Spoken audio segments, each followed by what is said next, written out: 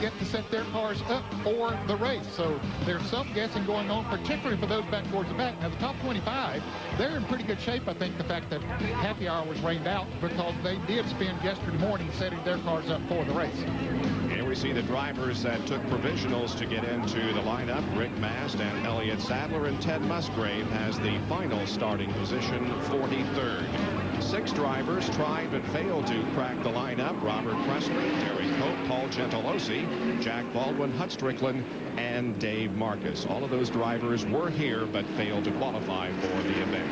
Well, they're going to take one more lap, and then we will be able to get the green and get underway here for 90 laps of competition. This is a 2.45-mile road course. The front stretch, 2,150 feet, and the back stretch, which connects turns 9 and 10, 2,600 feet. And the banking in the corner varies between 6 and 10 degrees. It is a rather interesting race course that they compete on, Ed. Yes, it is. And this portion right here, Bob, they do not compete on that. That's what they call the boot, and it was used, I guess, in Formula One competition many years ago. But they sort of run across here from turn 9 to turn 10, and that makes it 2.45 miles. As far as passing areas here, Ned, where are the best? I think one good place is going into turn 1. You have to outbrake somebody going into that turn. We've seen a few passes up through the S's, but that's very rare. And then another place is right here. They break down considerably going into the inner loop where we see turns 5, 6, 7, and 8. So that's another good place to pass. And then on this straightaway from turn 9 up to turn 10 is another place that we might see some passing as well. 10 onboard cameras will complement our coverage this afternoon, scattered throughout the field. Wally Dallenbach will carry one of our onboard cameras, the Budweiser on board. He starts back in 26th position. Kyle Petty has the Jimmy Dean Sausage on board in his Hot Wheels Pontiac. Kyle will start 25th. Ricky Rudd has the Tide onboard camera. He starts 24th. And Bobby Labonte will have the Circuit City camera in the Interstate Batteries Pontiac. He starts 22nd. And Sterling Marlin has the Coors Light camera. He starts 20th. And Dale Jarrett in the Quality Care Ford Credit Ford has the camera starting 9th. Also starting up in the 8th position will be Bill Elliott. Dale Jarrett has an onboard camera. Bill Elliott starts 8th. McDonald's in car. Mark Martin in the Valvoline Ford has the 5th place starting position. Good look at Mark as he gets set to go. The Federated Auto Parts onboard camera for Said, car number 14. As you can see, he's right behind the pace truck. He's in 2nd position, and right beside him is a pole sitter. That is Rusty Wallace in the Miller Lite onboard camera. No, Rusty doesn't have 6 road course wins this year. He has 6 road course wins in all, going for number 7 here today. Down to the doctor. Bob, one guy to keep an eye on early on might be road racing specialist Ron Fellows, the Canadian out of the SCCA Trans Am ranks. Despite having a transmission problem, an engine problem, and only getting 1 lap of practice on pole day, he qualified that car 7th. He said the car was much better yesterday morning. They think they're going to be a major factor early on and make their way to the front very quickly. The car number 87 of Ron Fellows. Let's check in with John Kernan. One of the interesting things to watch is pit strategy here in today's race. You got Bobby Labonte, top 5 in the points chase. He starts in the back, but he gets exceptional fuel mileage. I was told last year 39 laps. This is a 90-lap race, so early on Bobby might decide to short pit. Remember, Jeffrey Bodine won this race a few years ago by short pitting and catching a caution at the front. For somebody who gets good fuel mileage, such as Bobby Labonte, to maybe short pit to work his way to the front. Settle back, enjoy yourself as we bring you live coverage at the Frontier at the Glen at Watkins Glen International.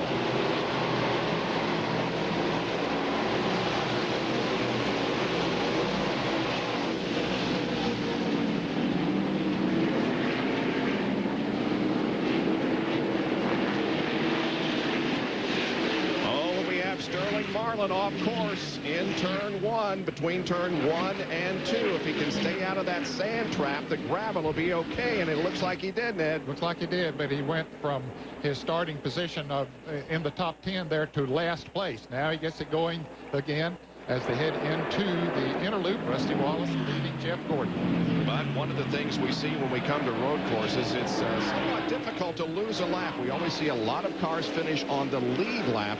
in these road course races. Everybody else appears to be moving well through the inner loop and on to turn number 9. A car kicking up a little bit of dust there, but everybody is okay. As down this short chute between turn 9 and 10, we see Jeff Gordon giving Rusty Wallace a bit of a challenge, but Rusty hangs onto the lead as they come to turn 11. Boy, Gordon trying to fake him out one way and then the other. He wants to lead a lap to get those 5 bonus points, but Rusty Wallace wants that as well.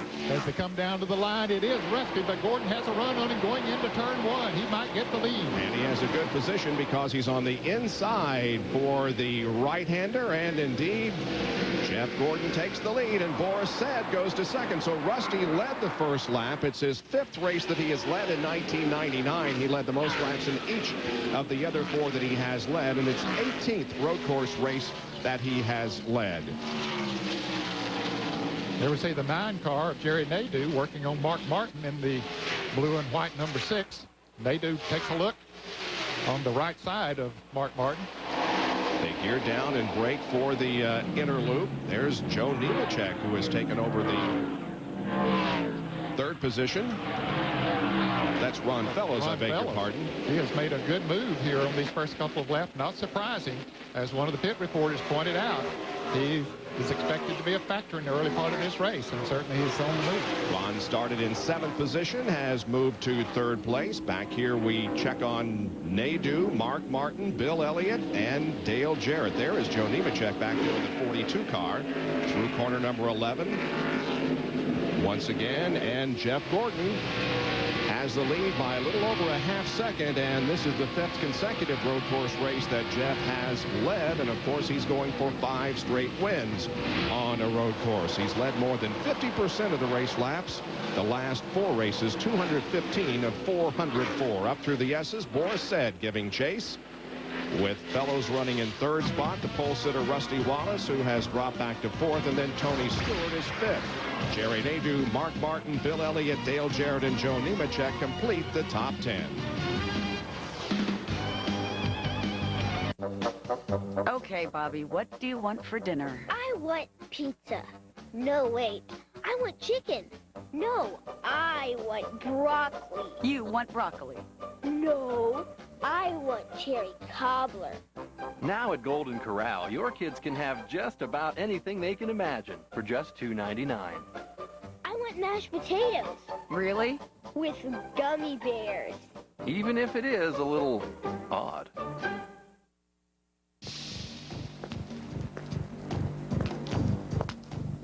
It doesn't matter how it shatters. Who repairs it does. You do have a choice. Call or request Precision Glass today. Does this rock chip in your windshield look familiar? Have it repaired by Precision Glass and Mirror. Most insurance companies will even waive your deductible. So call Precision Glass and Mirror today, before it spreads.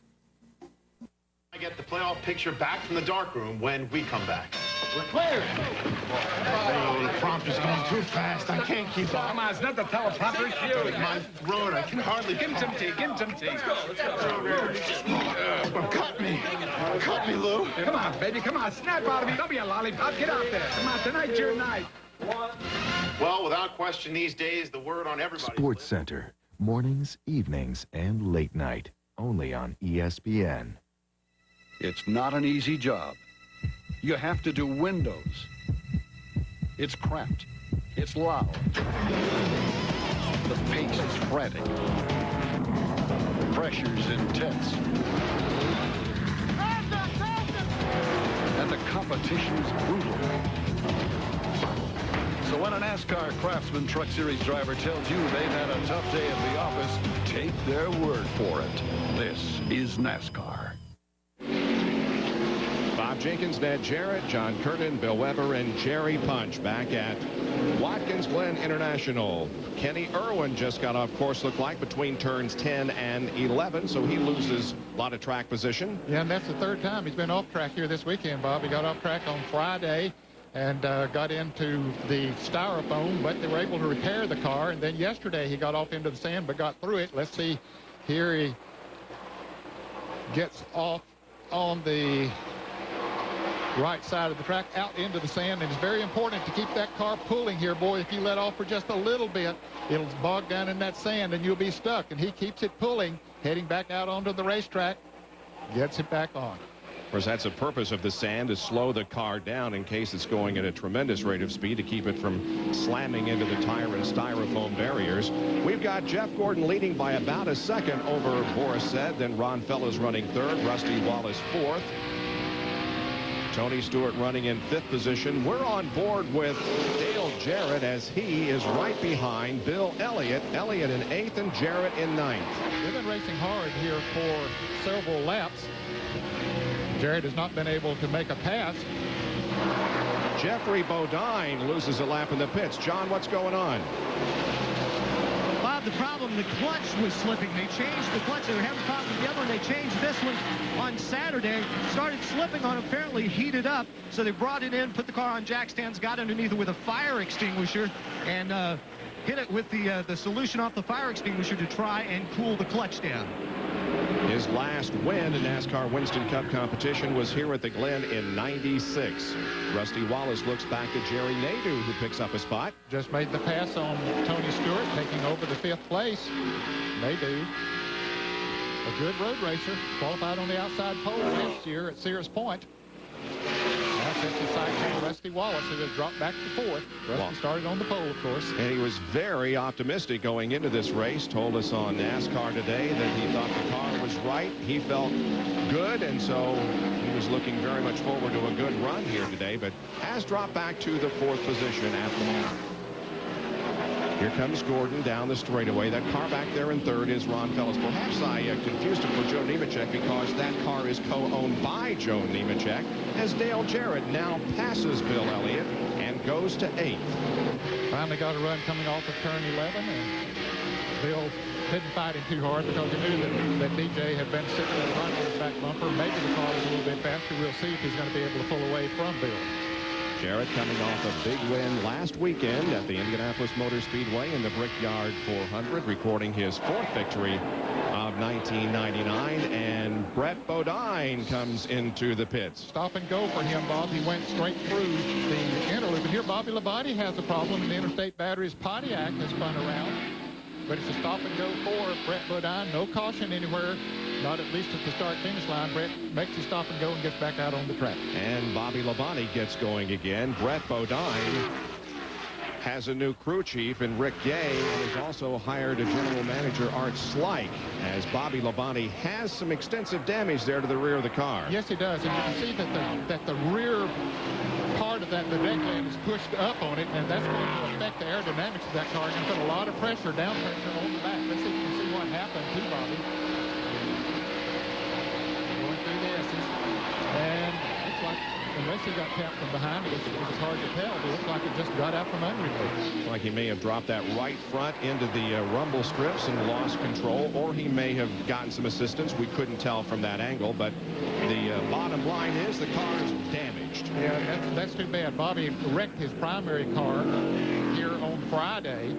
Had a brake rotor to explode, cut a tire down, and he went into the wall and looked like he was heading into the pits. And so they had to go to the backup car. Did a remarkable job of qualifying to get in the top 25 with a car that had only about a half a lap practice on it. They're changing the tires on this car.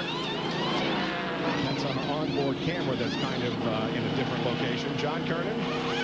What they're doing is checking to see if around the deck lid and the rear bumper are secure. They changed only 4 tires. Bobby is down and away. They decided not to work on it. Jimmy Makar told the crew, just check it, make sure everything is secure. And there goes the leader, Jeff Gordon, by. Put Bobby down a lap. They just wanted to make sure that none of the parts would fall off, so they've sent him back out there. Bobby hasn't told the team anything about what might have happened to him out on the racetrack. Well, that is a tough break. Bobby sitting there in third place in the NASCAR Winston Cup point standing, just a few points behind, less than 20 points behind Mark Martin, who is in second place. And this can be a real damaging blow to his championship efforts. Been a tough weekend for Bobby Labonte so far. As you mentioned, the crash in practice on Friday. So he and Jeffrey Bodine now are the 2 cars that are not on the lead lap. Back down to John with more on Bobby Labonte. an update. They were not going to pit actually after that. They were going to keep him out there on the racetrack just to see if everything was all right with the car. But when Bobby got it back up to sort of to speed, he could tell that all 4 tires had been flat spotted. So that's when they made the decision to go ahead and bring him into the pits. But it looks like he'll stay out there where he is right now. The only saving grace that he has right now, Bob, is that if he can run, if it stays green long enough that the others will have to pit, that should put him back on the lead lap and then get a caution after that before he'd have to pit again. So it's not totally out of it as far as that part's concerned. And look at this racing going on back in the pack. Good battling going on. That 61 is David Murray. David Green is behind him. That's 34th, 35th, 6th, 7th, and on back. Kenny Irwin, who got off course, is in the mix here along with Rick Mast. And Sterling Marlin, who of course got off course on the very first lap, is at the tail of this pack, running in 40th spot. I think I said when Sterling spun out that he started the top 20. He's making a pass there right now trying to get one of those positions. He's actually started the top 20 position, not the top 10. But he lost 20-some positions when he did spin out. These guys are going at it hot and heavy. They sure are. They act like they're racing for the lead. Kenny Irwin again trying to move up. He's alongside David Green, and Ted Musgrave also goes to the inside of David, who had his best start in NASCAR Winston Cup competition last weekend, a 3rd at the Brickyard. Now notice those concrete strips that are in some of the corners. That was done since we were here last year to keep the track from breaking up and provide more traction in the corners. Some of the drivers are saying they like it, some don't. Anyway, it's the same for everybody. Bill Elliott coming up on Joe Nemechek. Well, actually, Nemechek has gotten around Bill Elliott since we saw Dale Jarrett pass him a little while ago. Nemechek has moved up to 9th. Elliott has dropped to 10th. Trying to move back up and take that position away. We see Terry Labonte right behind them there. Terry, you never know about him. He's a great road racer, and he'll just sit there and ride with them a while, and then all of a sudden you should see him showing up in the top 5. Terry Labonte has finished 8th or better in 4 of the last 5 races here. There is Jeff Gordon. His advantage over Boris Said is about a 1.5 seconds now, and about a 3.5 second advantage over Ron Bellows, who's running in 3rd position. 10 of the 90 laps are completed at the Glen. Announcing America's newest tire store, your Ford and Lincoln Mercury dealer. They have just the brand name tires for you. Tires designed and built for your Ford, Mercury, or Lincoln. All at competitive prices. Now the best place to get tires is from factory-trained technicians, the people who know your car best. Quality care service, the right people, the right parts, and always the right prices at participating Ford and Lincoln Mercury dealers.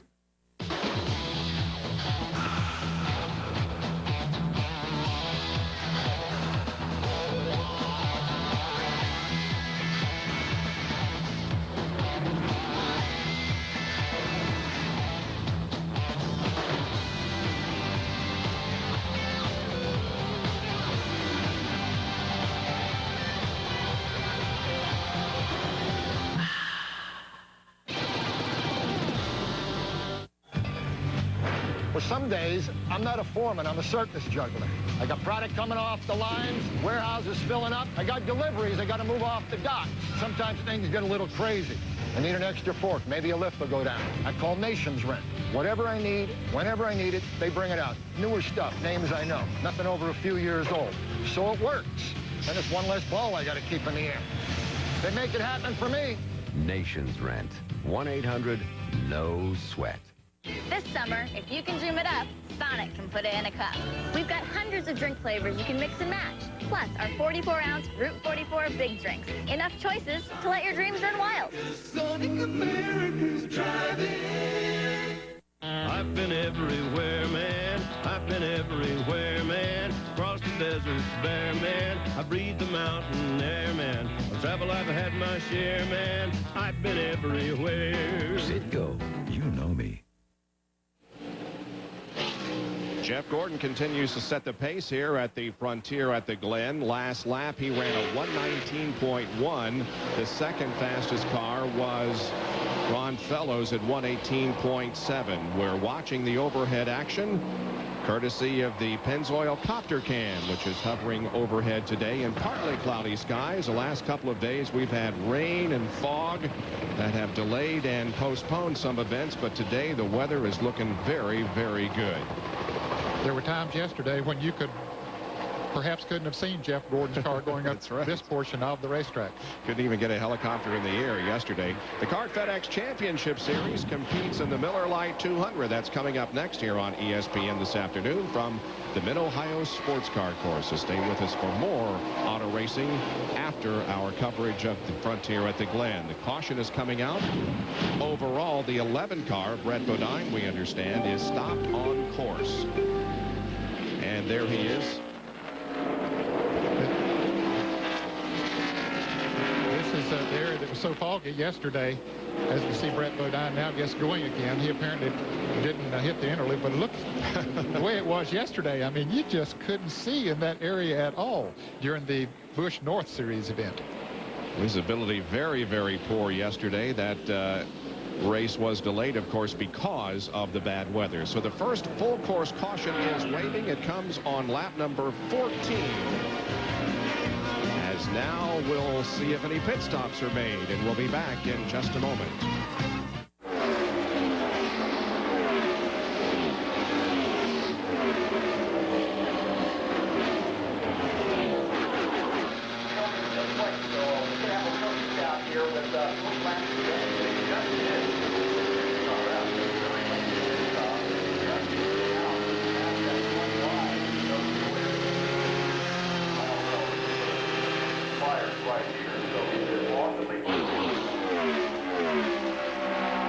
These are Cobalt tools, the finest mechanics tools you can buy in any store. They've got contoured handles for a better grip. And the K-drive that grabs fasteners on the sides, not the corners, which means more torque, less rounding, and less slippage. So Cobalt tools can stand up to anything. From where I'm standing, that's a very good thing. Cobalt, setting the standard in mechanics tools. Made in the USA and guaranteed forever. At Lowe's Home Improvement Warehouse and online. So what you're saying is you can't change your oil every 3,000 miles because you're too busy. So you push it. Just like your cheap brother-in-law at one of those all-you-can-eats. Hey, it's your car. You want to learn the hard way? Be my guest. This is reformulated Quaker State. Protection beyond 3,000 miles under any driving conditions. You ought to change your oil on time, but if you can't, can you say insurance? Quaker State. It's been tested. It works. What more do you need to know? It's a dead heat coming out of the turn. Martin spots an opening and roars through it. Mark Martin takes it wide, very wide. He's leaving the track. Hardee's new All-Star Bacon Cheeseburger. A big, juicy bacon cheeseburger loaded with everything. A favorite of Mark Martin of the Hardee's All-Star Racing Team. Martin is through the gate and back on the track. The All-Star Bacon Cheeseburger. Only at Hardee's. I don't know if I can do this. It's easy. You just sneak up and push them. They tip right over. Right over? Yeah, I've done it 1,000 times. All right. Need a new grill? During Napa's Sizzlin' Summer Sweepstakes, you can win a classic barrel grill from any of over 6,000 participating Napa Auto Parts stores. Plus, save on hundreds of items. Stop by today. Under our first caution here at Watkins Glen, Brett Bodine stalling back there. What's the problem with his car, John? Well, Bob, his brother Jeffrey had a clutch problem. Brett apparently having a clutch problem or transmission problem, too. He told the crew he couldn't get it in gear, pulled off, and finally was able to get it into first gear to drive it back to the garage area where they're going to change the transmission and replace the throwout bearing. And Bobby Labonte is on pit road as the rest of the field, or most of the rest of the field that I can see from down here, stayed out on the racetrack. We do see some cars who are running in the mid-back part of the pack coming in, but most of those front runners have elected to stay out. There's Jeremy Mayfield making a pit stop, Kevin LePage, Jeffrey Bodine, and once again, so is Elliott Sadler. And Bob, we're perhaps in a window.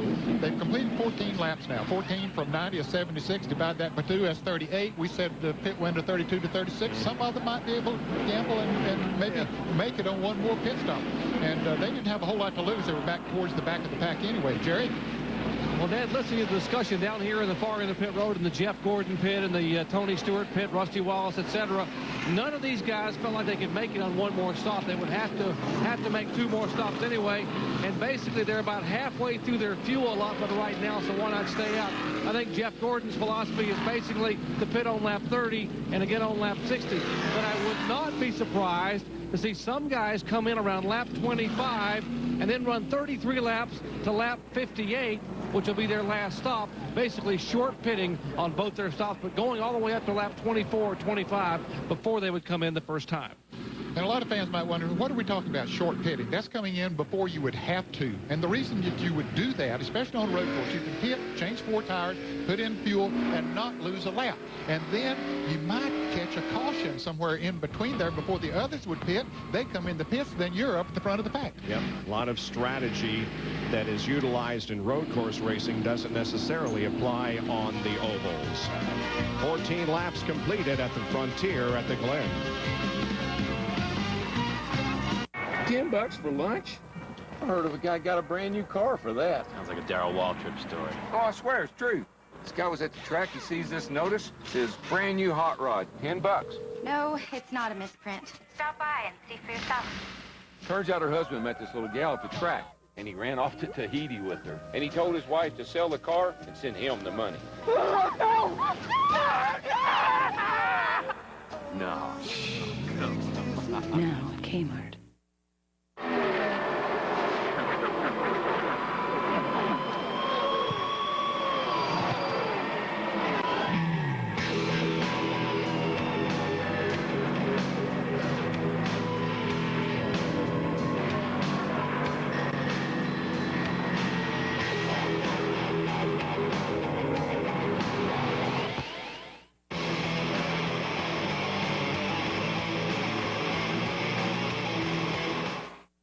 ESPN.com, checking out my sports fantasy leagues. I'll go in a chat room and I'll meet people. People do trash talk in the chat room. I told somebody I was from Boston and they started in with Buckner this and Buckner that.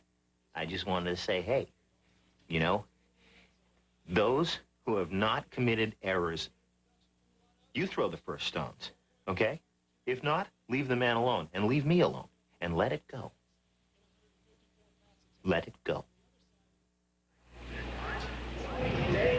The lights on top of the pace truck are out. We're about to get a restart. Just before we went green, or rather caution, we had an incident in the inner loop. Johnny Benson came through there, didn't get hit by Wally Dollenbach, who was right behind him, but did loop it around. Yes, he did. It looked like his left tires hit the curbing down there on the inside, just upset the car, and around he went. But Johnny continued to go on, and green flag is out. We're racing again.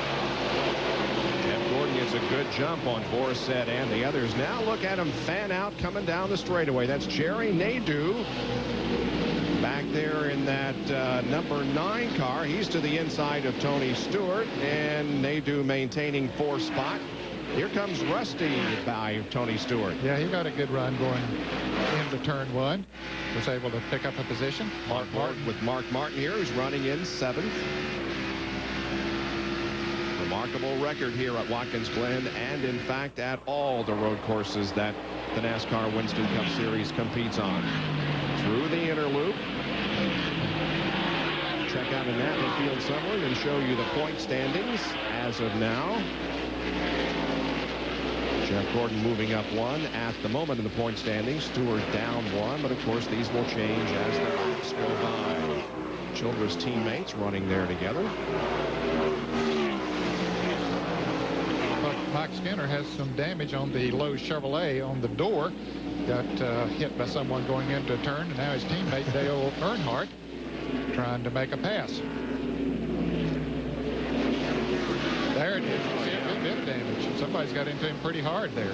Whole left side of the car is caved in. I think he's wondering right now is you know, how much it's affecting the performance of the race car. Just being a little bit tentative at the moment, but he goes back by his teammate Dale Earnhardt. Oh, and he gets a bump from his teammate Dale Earnhardt. And Earnhardt at the same time gets a bump from behind, and we have a whole mess down here. Earnhardt slides off course, avoids the sand trap, but boy, this is gonna put him way back in the field. Way back in the field. You talk about track position, that's giving it up in a hurry.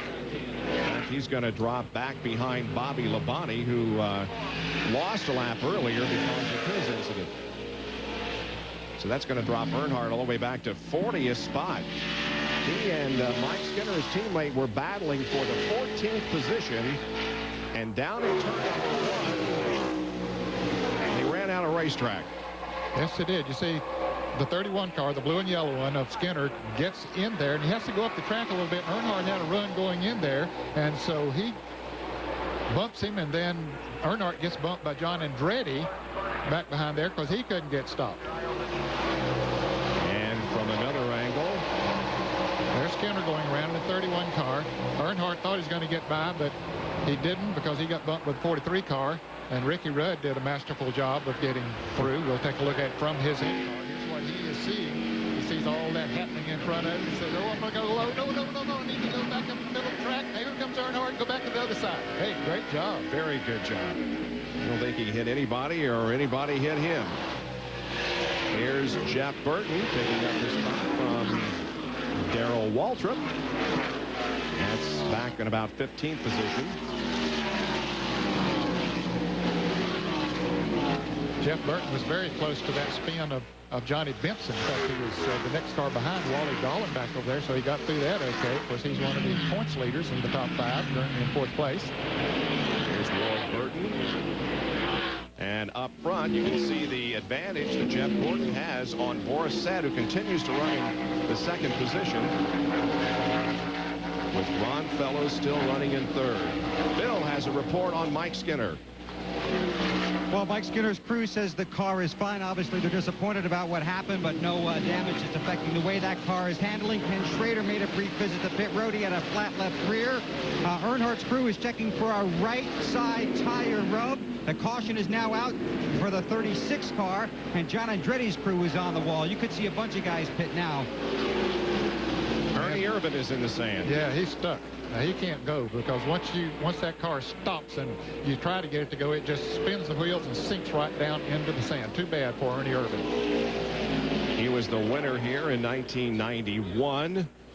The leaders, I don't think, have taken the caution yet. No, I don't think so. Jeff Gordon is coming off of turn 11 right now. And, no, he's coming through the interloop there right now. So, no, they have not gotten the caution. A portion of the field has. Right. And it is our 2nd caution of the day. Watch the upper part of your screen. There's Ernie jumping the curb, getting sideways. Is that yellow car? Is that Johnny Benson again that avoided this one, maybe?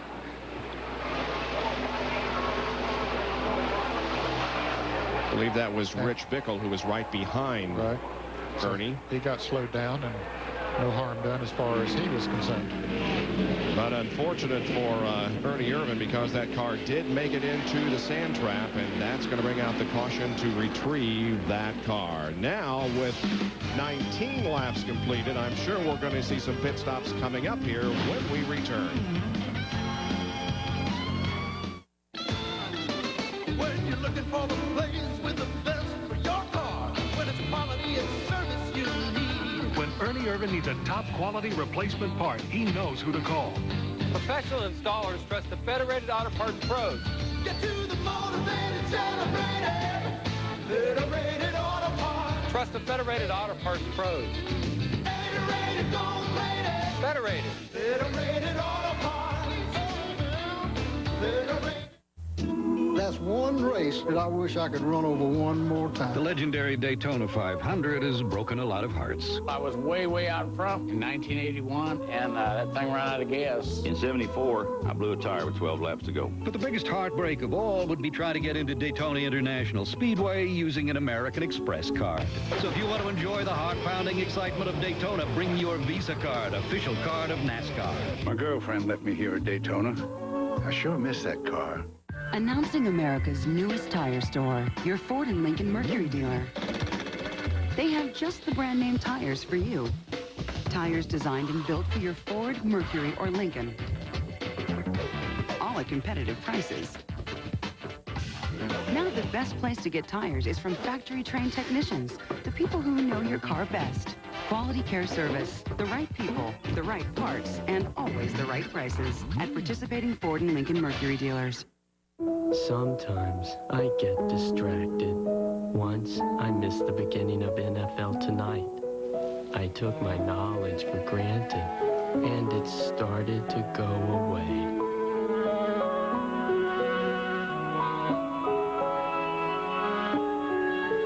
Now, my knowledge is back. That makes me happy.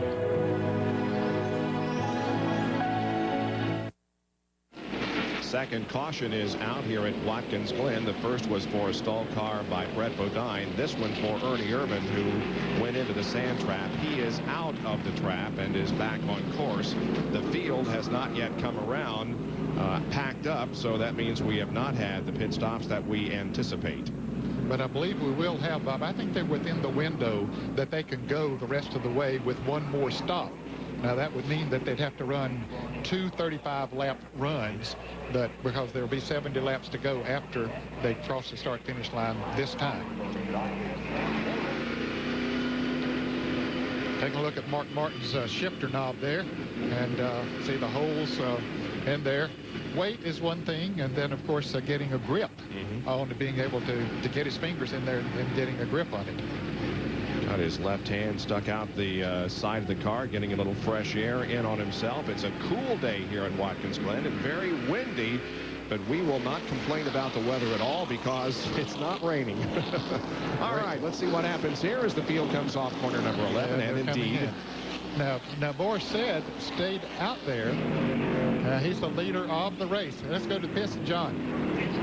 Boris needed to make about 2 to 3 more laps to hit his window so he can make it on one more stop, so they decided to stay out. Meanwhile, Dale Jarrett has come in. I asked Robert Yates how the car was. He said, yeah, but we still are only going to stop twice. We'll do we just got to tire change for Dale Jarrett, and we'll check and make sure on fuel because they're not really tipping their hand right now. Down to Jerry Punch. Jeff Gordon in, 4 tires, 2 cans of gas, a half a round of wedge in the right rear. They make an air pressure adjustment. Jeff a little loose in parts of the course, but very tight otherwise. Rusty Wallace right in front of Jeff Gordon. 4 tires. They made an air pressure adjustment. Gordon is down and away. Let's check in with Bill. Terry Labonte with a slow stop, had trouble on the right rear. Great stop by Joe Nemechek's team. They were pitted right behind him. Big traffic coming out of pit road. Everybody scrambling for position. There's a gas can on the racetrack, Bob. Somebody carried it away. Back to Jerry Punch.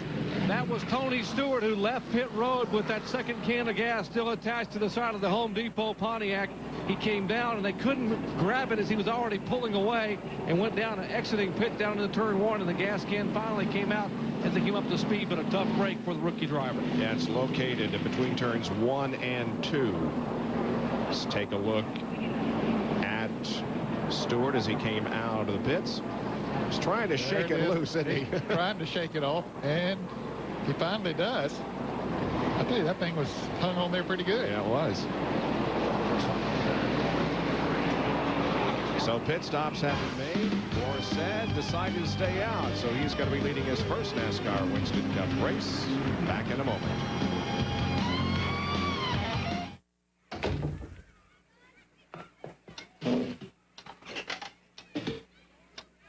Choosing a personal watercraft can be a real test, but Rusty Wallace knows just what he wants.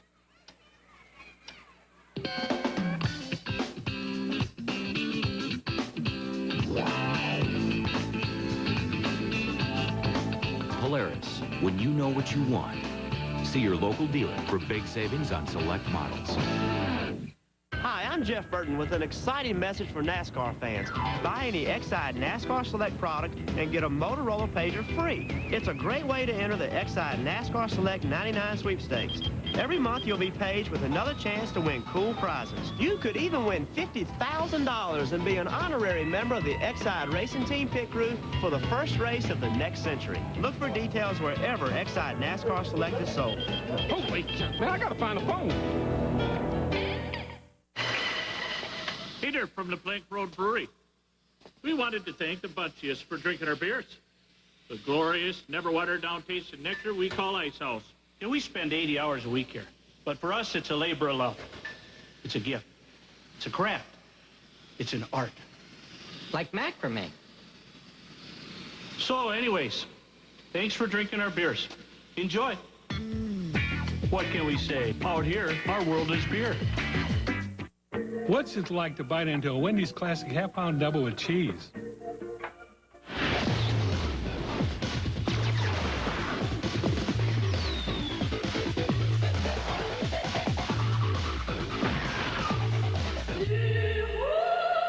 Man, this is weird.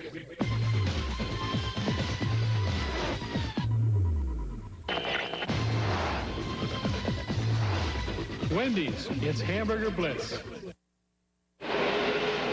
Takes the green flag, and we restart for the second time here at Watkins Glen. And here's Morris leading him down. That's Kenny Wallace. Wally Dolan back right behind him now.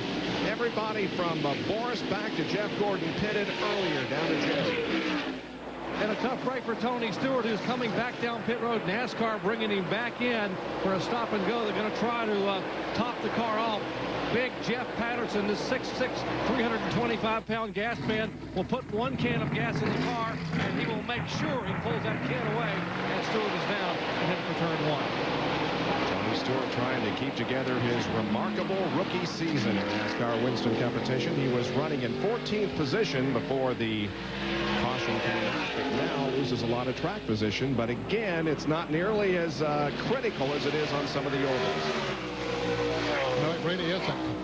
As we see some jockeying going on up here now, as those cars who had not made pit stops trying to pass each other. Here's Jeff Gordon, who did make a pit stop, trying to pass some of those who did not. And as you can see, he lost 9 positions in the pits. Fellows lost 12.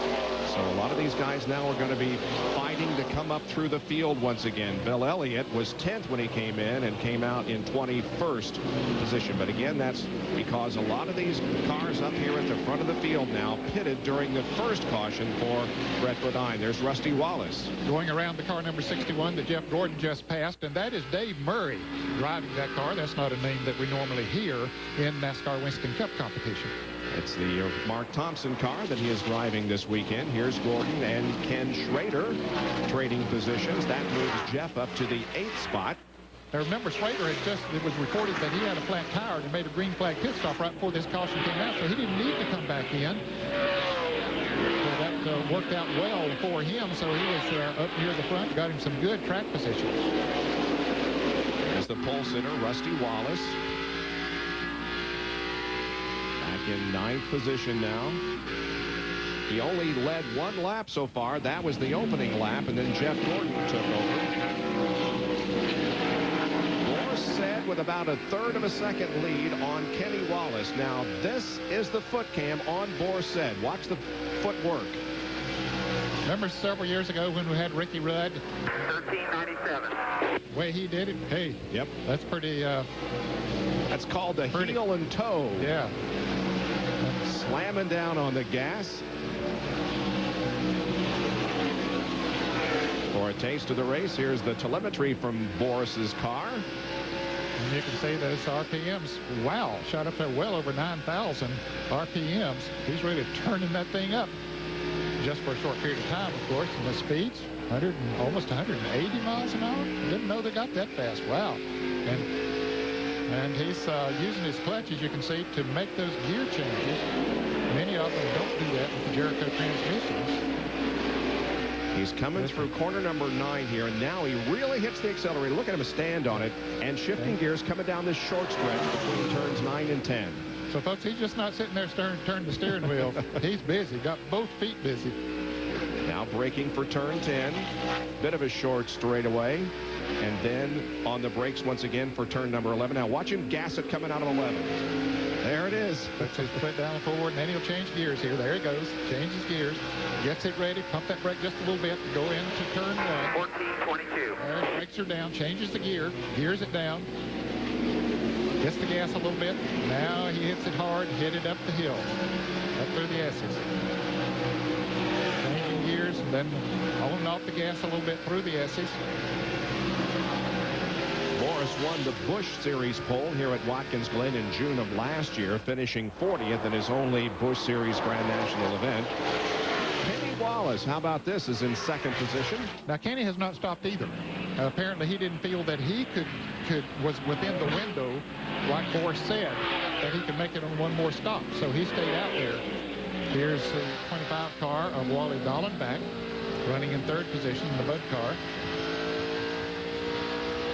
And you see that right there? That's the windshield wiper motor. If they had run in the wet or the rain, well, that's, of course, where the windshield wiper would attach to. And John has an update on Wally Dallenbach.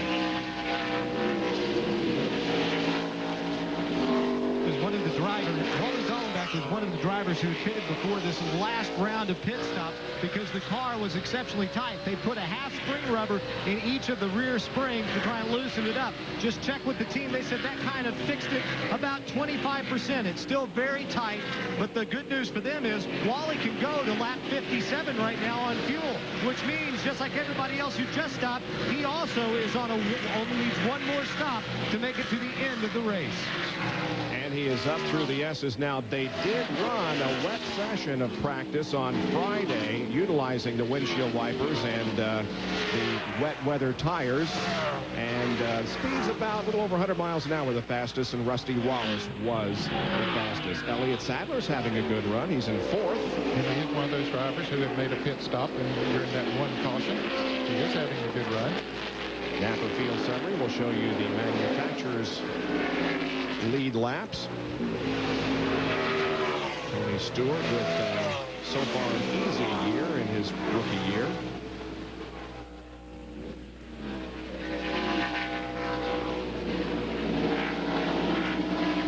Field coming through. There's Kenny Irwin. Dale Jarrett making a move. Here's Ricky Rudd trying to get to the inside of Kyle Petty. But he had to fall back in line. He wanted to get to him before he got to that corner and couldn't do it. As we look out his windshield.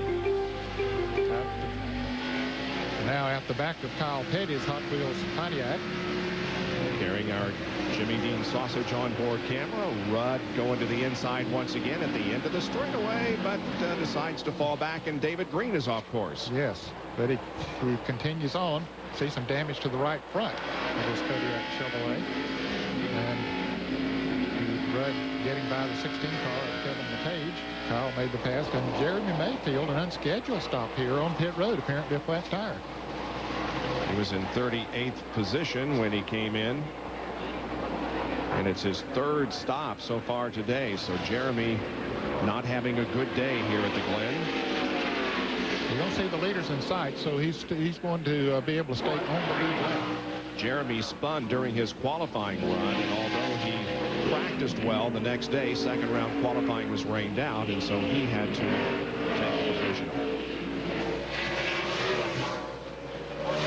Bourset 1423.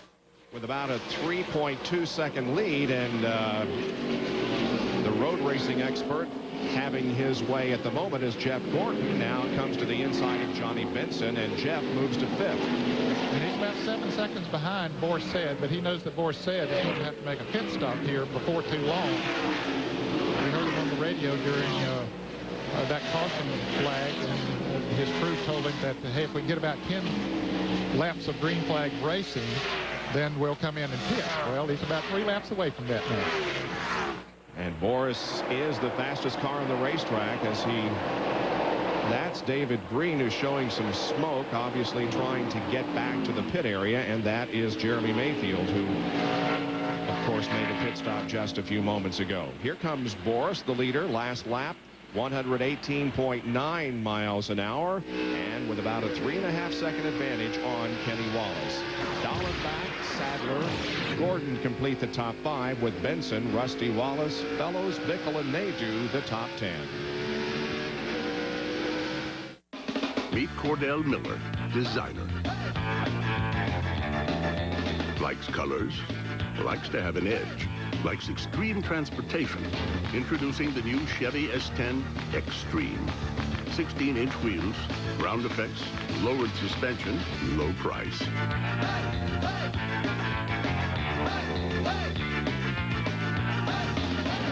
The new Chevy S10 Extreme.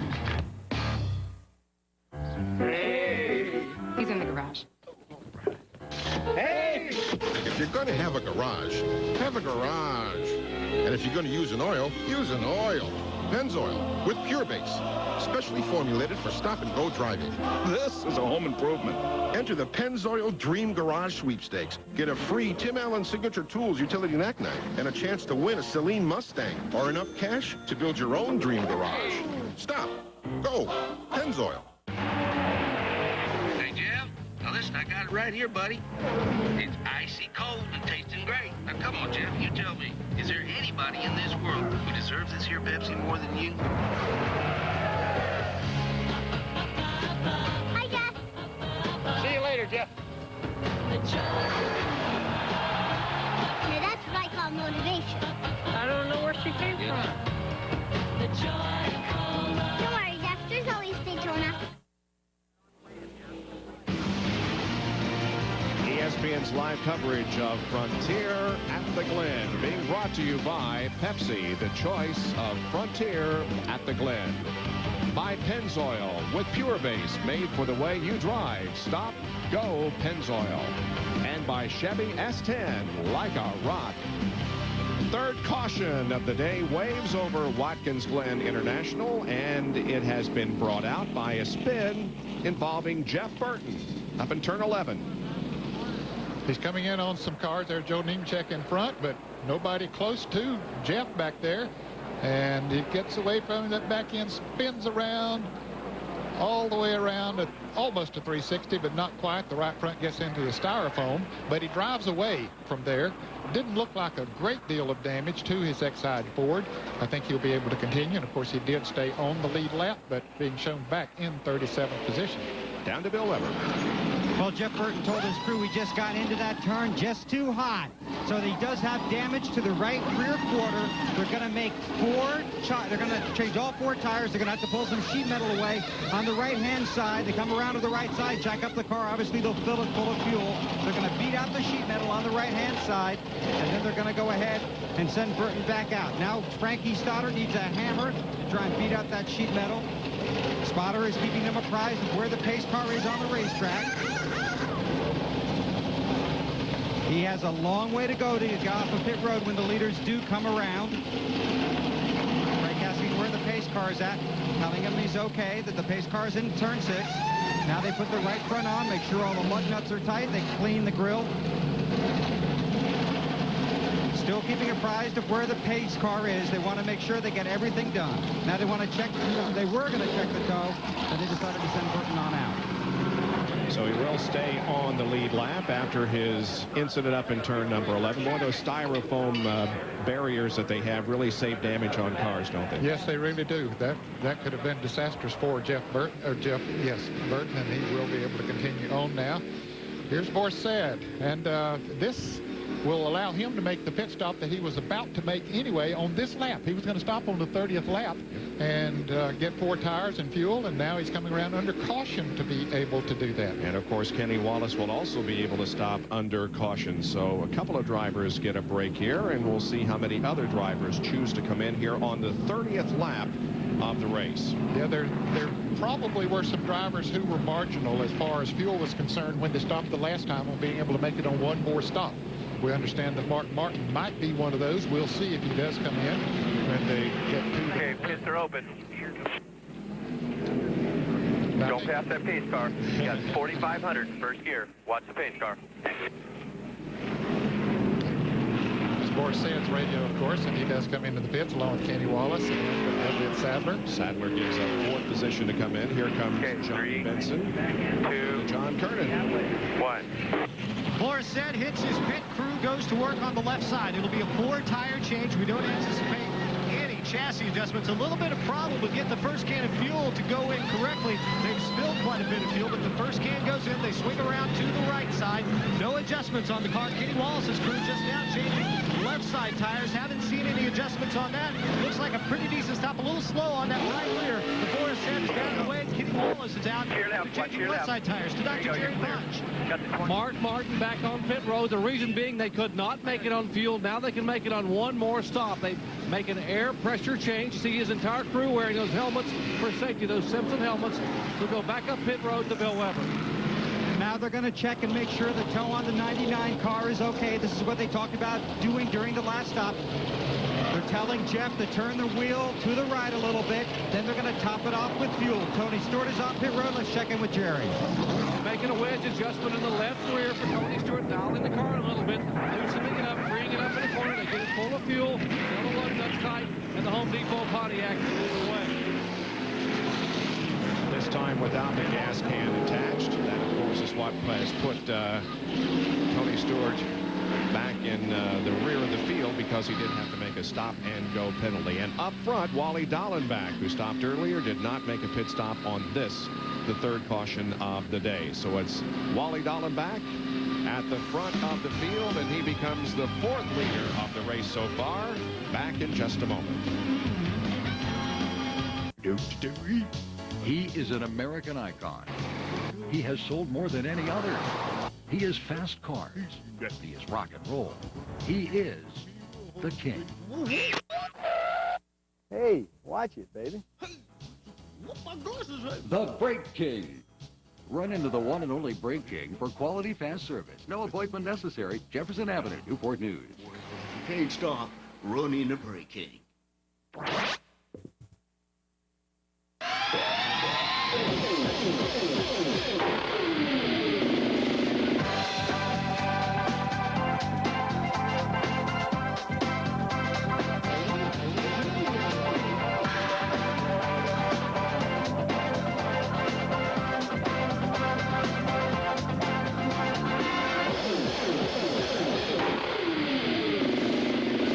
Available at GEX in Hampton and Newport News.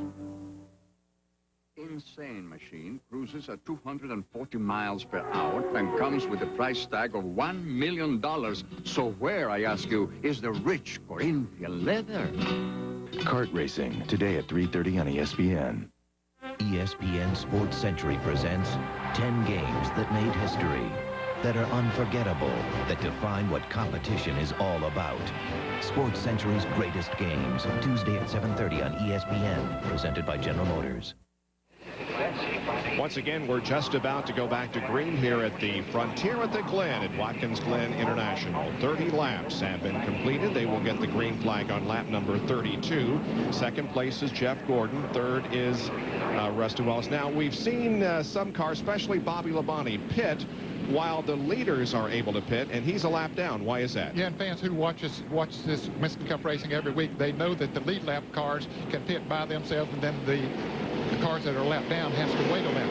NASCAR is allowing them to pit at the same time here. That saves going another full lap under caution, and really, that's green flag racing, more of it. And the green flag is out right now, and Wally Dallenbach leads them down into turn 1. Wally Dallenbach leads Jeff Gordon and Dale Jarrett going to the inside of Rich Bickle. Taking over the 5th position. All clear, all clear. This is only the second race of 1999 that Wally Dallenbach has led. He led 5 laps at Talladega in April. There's Jarrett as he now sets his sights on Jerry Nadeau. Bill has a report on the 5 car.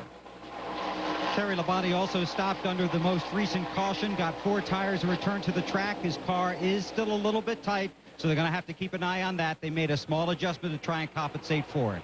Back in 33rd position is Terry Labonte as the field as we see from the Pennzoil copter cam, moves through turn number 9 down the straightaway to turn 10. And Jeff Gordon will go to the inside of Wally Dallenbach and retake the lead. Jeff has led the most laps so far today. Looks like Rusty may be trying to get second from Dallenbach in turn number 11. That's a place you don't see a lot of passing on, but Rusty saw an opportunity there. Now he has the position going down into turn 1. That's the place to go. But here comes Nadeau. Hey, you don't want to do that, Jerry. No, he knew that wouldn't work 3 deep into that turn. Rusty does get second. Wally third. Jerry Nadeau, having a good run here this afternoon, is running in the 4th position. Jeff has led 21 laps so far. Boris Said led 9. And the 61 car of David Murray is showing some smoke. Yeah, something wrong. Very wrong with that car. Now the smoke really bellows out. This is down in turn 2 now. And hope he's not putting anything down on the racetrack. That would not be a good point of the racetrack. And it doesn't look like the cars are slipping and sliding behind him, so maybe he's not putting any fluids down. Jeffrey Bodine, David Green, also Jeff Burton were behind him, but they're able to safely get around as Murray now heads for the inner loop. Just he'll go straight on through there. Back to the lead. Nadeau's taken third from Dallenbach. He has.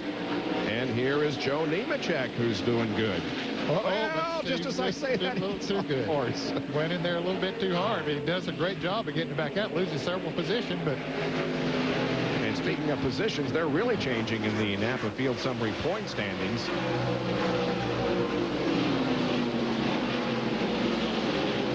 Here comes Kenny Irwin to the inside of Rich Bickle and Jimmy Spencer. And again, we pointed out that Jimmy Spencer sat out this race last year. He started it, but he was suffering from injuries at the Indianapolis Motor Speedway. And Boris Said is the driver who ran the race for Jimmy last year.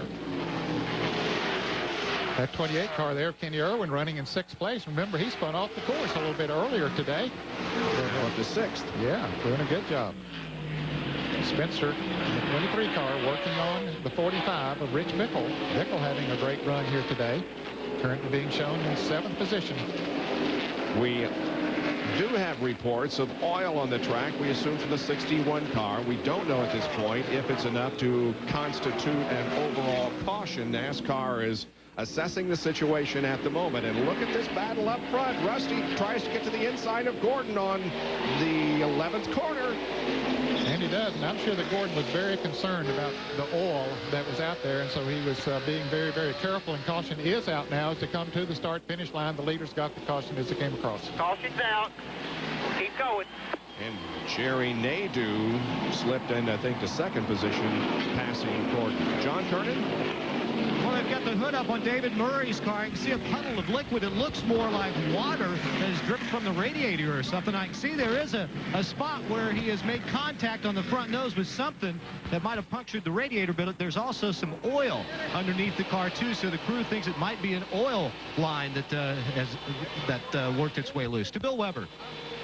Well, earlier in that incident on the track, John Andretti had a crush panel knocked out of his car, and it's allowing a tremendous amount of heat to flow into the cockpit of that car right by the gas pedal. So the team made basically a donut made of insulation and tape. They gave it to John during the last pit stop, and he slips it over the toe of the shoe to try and help insulate his foot from the heat he's getting. And another development just moments ago, Ward Burton just took his 22 car to the garage. He's had a gear shift problem throughout the race, but now they think it's transmission that has forced the Caterpillar Pontiac to the garage. Ward already has 5 more top 10s than in all of 1998, coming off his 6th place finish at the Brickyard last week, but that car is behind the wall.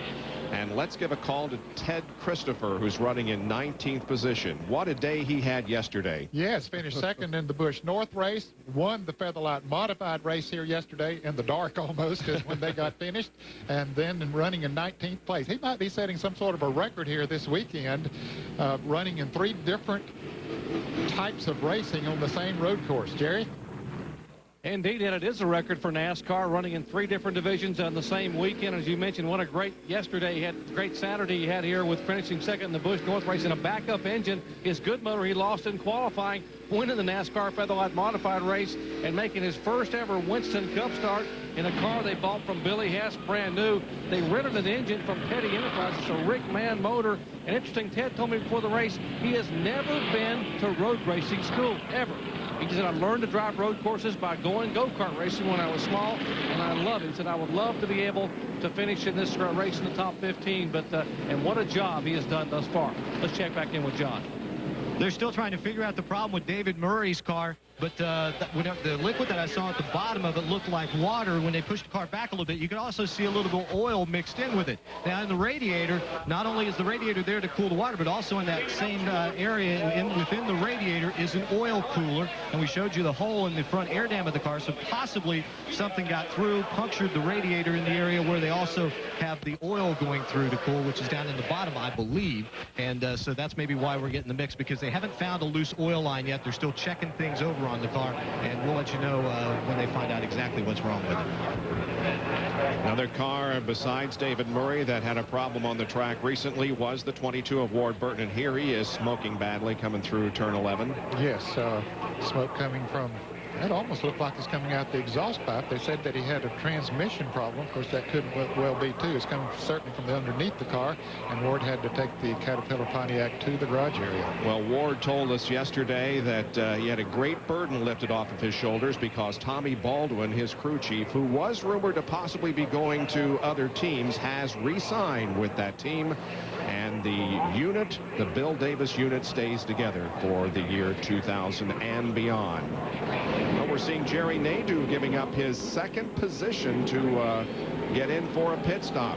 He had just taken second from Jeff Gordon, Jerry. And a lot of these guys very concerned about not being able to make it the rest of the way on one stop. In fact, Rusty Wallace is one of those. He'll have to pit on lap 51 or 52 and basically come back in again within 5 laps of the checkered flag. So there are still those staying out. Nadeau opting to come in the Cartoon Network car. Newtmore and the company changing all 4 tires. They will peel away the windshield, and they want to get it completely full of fuel. To get it full of gas, a little bit of a problem with the right front tire, but the heat is down and away with Rich Bickle right behind him. Let's go to Bill Weber. There, Jerry, they're going to stop you. Well, Terry Labonte has come back down pit road, and they're going to change the rear tires. First of all, I think what they're going to do is going to go underneath the car. They're going to jack up the rear end, and they're going to try and make a suspension change here because Terry's very disappointed in how tight this race car is. Now, this is going to take a little while. They've got jack stands here if they need them to put them underneath the car so the mechanic can work in the wheel well, but they are going to make a suspension adjustment. They could be bleeding the shocks underneath there. NASCAR official watching closely. They're asking him where it's tight. It's very bad on the left-handers, and they're curious if it's tight on the right-handers as well. But obviously this is going to take a while. Terry Labonte sits on pit road. Frustrating day so far for the Kellogg's crew.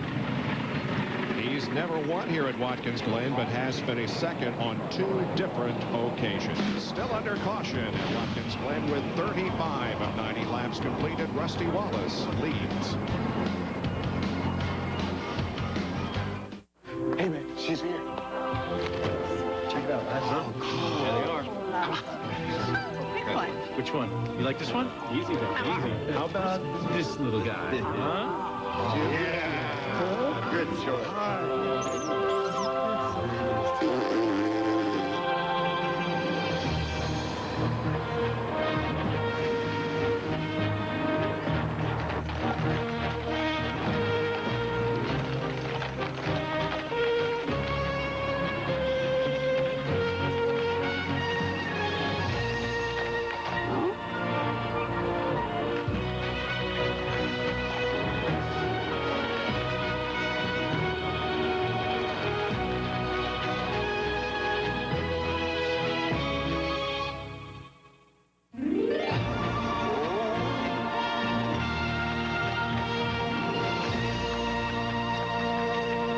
Took the family to see the 4 for $99 tire deal at Pep Boys. Lucky you. Found these 4 for $169. Wow. And these babies 4 for $199. Now that's a vacation. Pep Boys. Cars like us. People love us. Hey there. Now I got something here that's downright fun. My popcorn chicken. Crunchy morsel of tender white meat. It's back for a limited time. Just $1.99. Go Colonel. Go Colonel. At KFC, we do chicken right. I'm gonna miss you so much. Come on. None of that. Dad, can I go with you? Not this time, son. You're the man of the house now. I need you to take care of your mother, your little sister while I'm gone. That goes for you too, Buster. You be a good dog, okay? I gotta go. I know.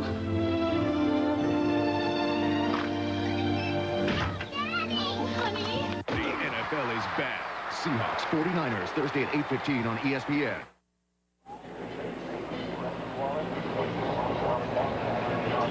Back at Watkins Glen, New York, where the caution remains out, anticipating a green in just a few moments. Well, the NFL preseason is here. On Thursday night, the NFL Tonight will begin our coverage of the Seahawks-49ers game at 7:30 with the game itself at 8:15. That's on Thursday night. The Seattle Seahawks go against the San Francisco 49ers in pre-NFL season action. For more, log on to ESPN.com. Part of the Go Network, go.com. John Kernan is with Ward Burton.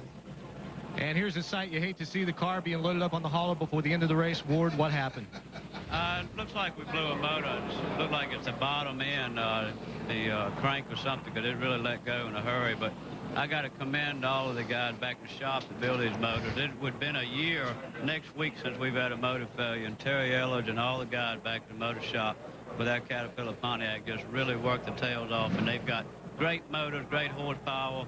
This stuff just happens sometimes, but they'll get back to the shop and figure out what it was. First motor failure in about a year, and like Benny Parsons says, the law of averages often catches up with you. Ward Burton 11th in the point standings coming in, knocking on the door for the top 10, so it's definitely going to hurt him in that respect. Well, Tony Stewart, remember a few laps ago, there is the gas can. Tony Stewart left pit road with the second gas can attached. Now, as he came onto the track, he shook it loose. And then just a few minutes after that, we saw some fuel escaping. A lot of fuel escaping. That's something you don't want to see. And see that guy back here? He's working on that, trying to get that connector a little bit better the next time so he can get that gas can loose. Because you don't want to lose that fuel, and certainly he was penalized too, had to do a stop and go to come back into the pits. Jerry? And Ned, that being a closed system, what happened was when the gas can was stuck in the outside of the car, the dry brake, which is a spring-loaded lever that actually seals the system, that spring was cocked open. That allowed air to flow through the system and allowed gas to actually come out there, as well as the overflow. Now, once the system is closed, gas cannot come out because there's a valve in the back and the overflow. That's what they came back in, and the gas man there was taking a look at. Jeff Patterson was trying to make sure that the dry brake would actually clamp all the way shut and seal it so the gas would stay in. That's what he was doing at the back of the car on that follow-up stop. Pennzoil Copter Cam is following Tony Stewart, who is back in the, where is he? 26th position at the moment. His average finish the last 7 races, 8th.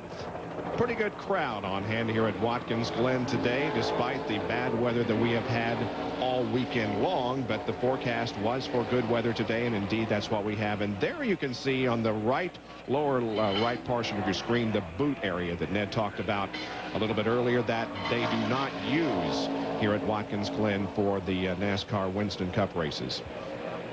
That was part of the old Formula One course that, of course, was used for many years here. 5 drivers who have had great runs here at the Glen. Let's compare them. Mark Martin, 11 races, 3 wins, average finish of 5th. Jeff Gordon has 2 wins, average finish 8.2. And back there to Rusty Wallace, who has 2 victories at this facility, but whose average finish is 12th. All right, we get set to go back to green. As you can see, the lights atop the pace truck are no longer flashing. And so on lap number 38, we'll get the green, Doc. Guys, Rusty Wallace pitted on lap 20. They can only go 32 laps on fuel, which means he comes in on lap 52. 32 more to that puts him in at lap 84, which is 6 laps shy of the finish. He still has to make 2 pit stops. Why didn't they pit just now? Robin Pemberton said we could not afford to give up all that track position here as the green was coming back out.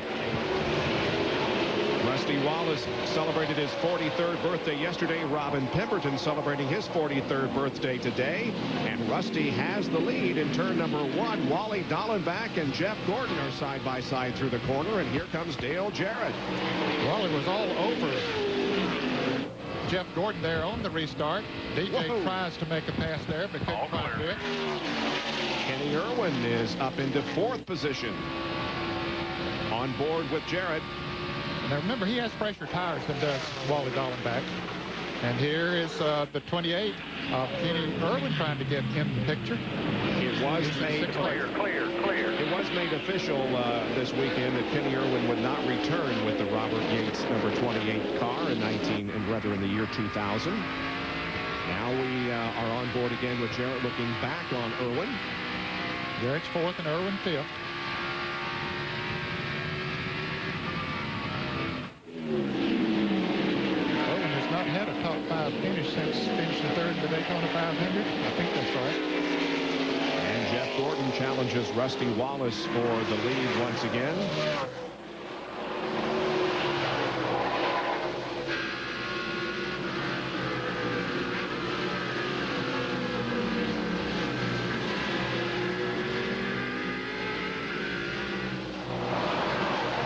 Of the cautions that we have had, several drivers are off sequence as far as pit stops are concerned. Boris Said has led 9 laps in this race. He's back in 15th, but we will be seeing him move up as other cars make pit stops. Yeah, you see that on road courses. They get off sequence. Some can get better fuel mileage than others, and some just have different strategy than others.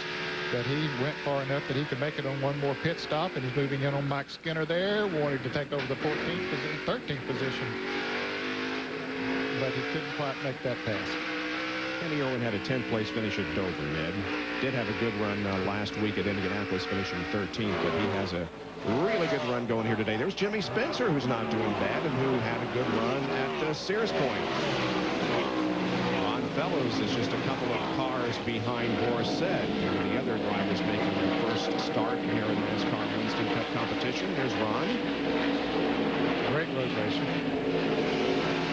Pointed out at the top of the show, has good experience here at the Glen in bush race and truck race. Gordon trying everything he knows to try to get by Rusty Wallace.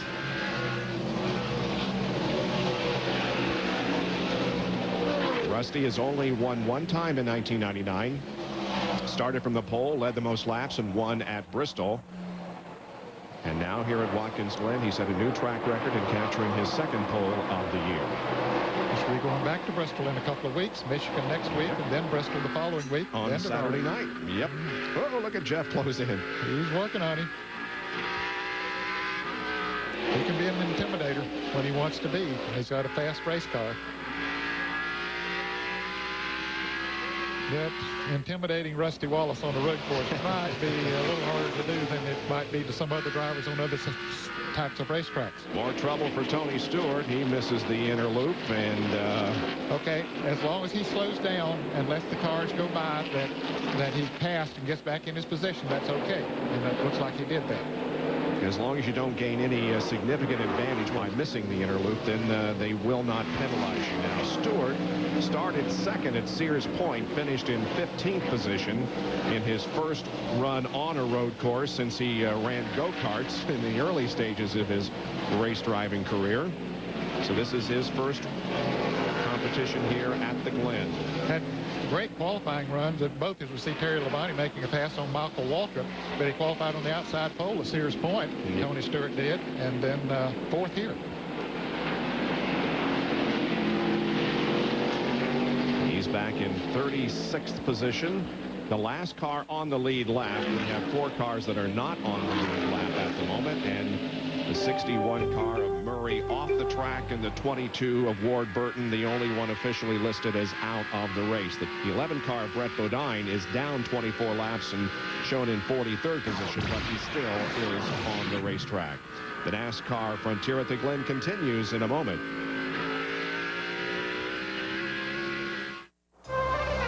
It is more than sport. It is spirit.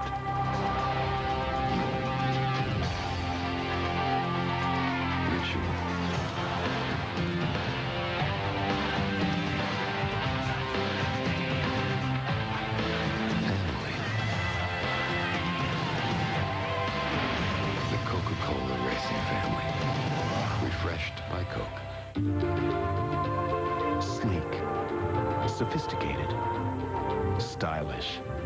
And yet with an exhilarating V6. Chevy Monte Carlo lets you express that hidden part of your personality, just dying to get out. Mr. Freeman. How are you? Tommy? Monte Carlo. The side you show the world is up to you. Get low APR financing or $2,500 cash back on a new 99 Monte Carlo. This summer, if you can dream it up, Sonic can put it in a cup.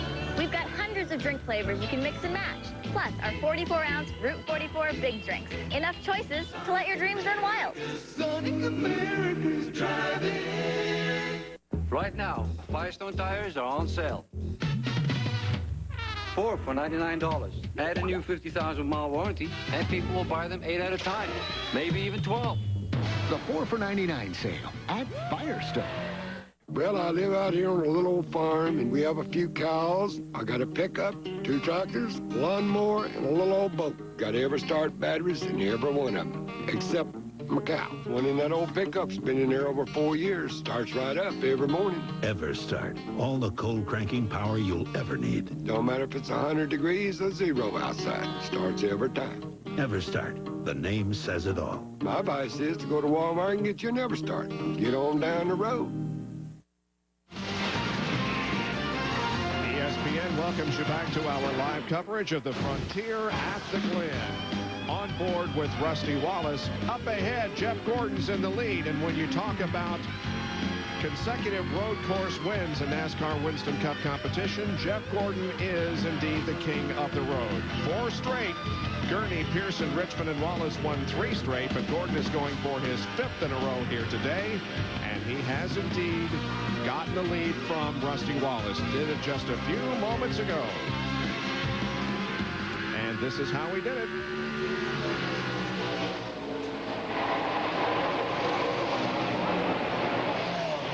Like it was coming out of turn 1. Turn 1, got down on the inside, heads up through the S's, made the pass, and away he went.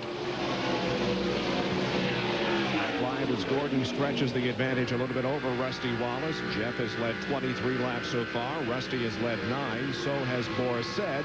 Wally Dallenbach was at the front of the field on 2 laps.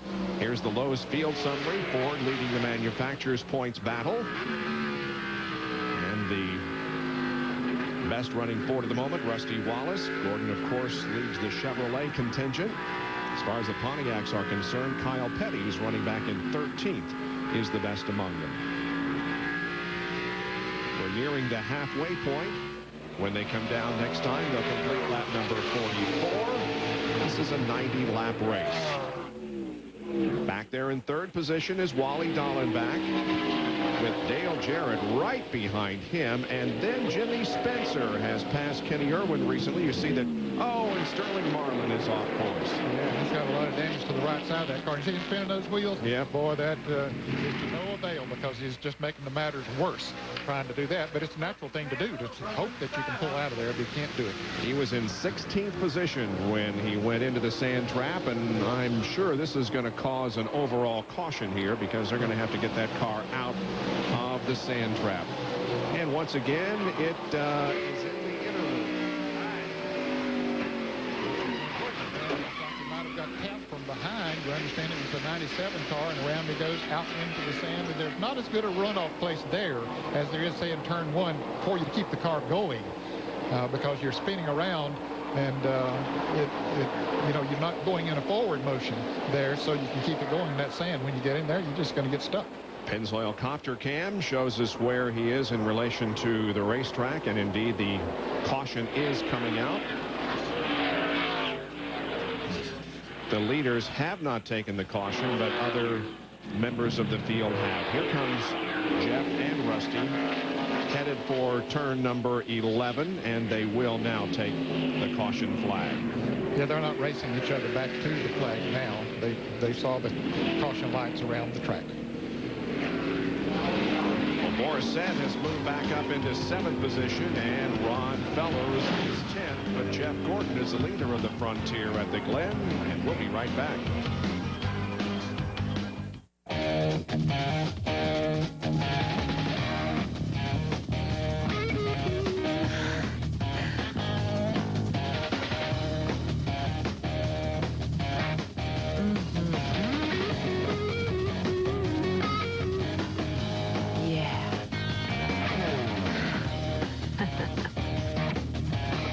something about a Wendy's classic double with cheese. I'd have made the same choice. It's hamburger bliss. All across America, we're there to see you through. We're more than just an oil change, your name is Jiffy Lube. Racing is hard on cars. Always has been. So is everyday city driving. Jiffy Lube makes it easy to take care of your car, and they offer Pennzoil. Just drive in, drive out, drive on. We're more than just an oil change, your name is Jiffy Lube. Drive in, drive out, drive on.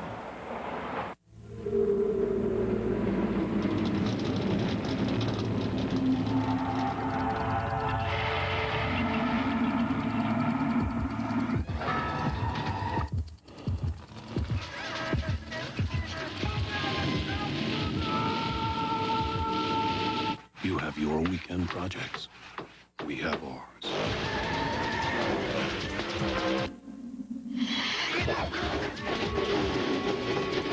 Hey, Ray, those brake pads really did the trick. Great. I got a couple more things I need. Do you think you have these? Think? No problem. Hey, Jeff, can you get these for Dan? I'm on it.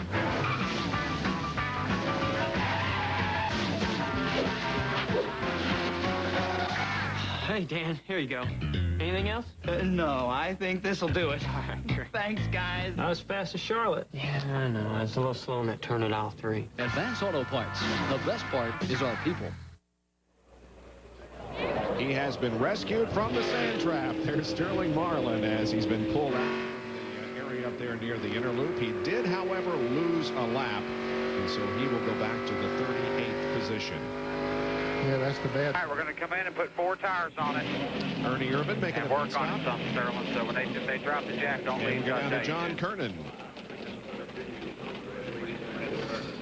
Earlier, Ernie also visited the sand trap or the gravel pits, whatever you want to call it. And on his pit stop now, we've seen like oil leak out of cars up pit road. We've seen water leak out of cars, brake fluid, other things leaking out of cars. Well, Ernie's car on pit road was leaking gravel out of the bell housing. So that's a new one. Yeah, he was pretty deep in there, so I guess it picked up some there. There are a lot of sad and scary faces around Watkins Glen, including the M&M. Not that other guy. Right. So Ernie will catch up with the field here as we have reached the halfway point of this event. 45 laps have been completed, and we see Sterling has also caught up to the rear of the field. The 61 car of David Murray is back on the track. Okay, we see the leaders coming off of turn 11, and very few of them making a pit stop. Bobby Hamilton is coming down pit road, but this doesn't surprise me, Bob. Bobby Hamilton was running in 10th position, but if there was a marginal situation as far as fuel is concerned on those front runners, they were going to have to make 35 laps apiece. These caution laps are helping them to save that fuel, so they shouldn't have any problem in going on one more stop, right, Jerry? Well, the big concern exactly, Ned, was that just that here in Rusty Wallace's pit. I mentioned he can only go 32 laps, maybe 33 on fuel. He pitted on lap 20. They were planning on a green flag stop on lap 52. So this caution is really, really helping the 2 crew because what Robert Pemberton told Rusty, be very easy on that throttle. We got to save gas. I'm going to try to stretch the fuel mileage. If they can get to lap 56, 57, when the 24 car is going to pit, they can probably make that their final pit stop. Meanwhile, down on our end of pit road, the Home Depot car of Tony Stewart back in again for a pit stop as we check in with Bill Weber. And John Andretti is back on pit road. He's already got left side tires. They swing around to put right side tires in. They've made a chassis adjustment. They're going to top him off with fuel, but they're also trying to make him improve the insulation on his left foot. They're also trying to basically patch some of the holes that are allowing the fumes and the well-heated air into the cockpit, into the driver's area that's driving him crazy, basically overheating his right foot. So now they're also going to check the toe on the right side, working with John to get the tires straight. One man leaning into the window. They had John pull the pin out of the net so they could drop the net as soon as they got here. So basically they're working to make the car better and the driver a little more comfortable. They did ask Ward Burton to hang around in his motor coach until the end of the race in case for some reason John would have to give up the seat. John has had good runs on road courses recently. He finished 3rd at Sears Point early this year and finished 8th in this event in 1998. Back with more Frontier at the Glen in a moment. We're high-tech auto body. Our #1 goal is to make sure we take care of you. We're high-tech. You're the reason we're here doing what we do. We're high-tech. Collision, repainting, and restoration. We do it all at high-tech. We're high-tech auto body. What does it mean, being the one to know? For Joe Stallute, an attorney and counselor at law specializing in personal injury, it means being there and listening. It also means that Joe Stallute and his staff will work hard for you. And, most importantly, for Joe Stallute, being the one to know means getting you results. Joe Stallute is the one to know. 2000 approaching, we're trying to make sure the software here at Sports Center is Y2K compliant. Y2K test in 3, 2, 1. Oops.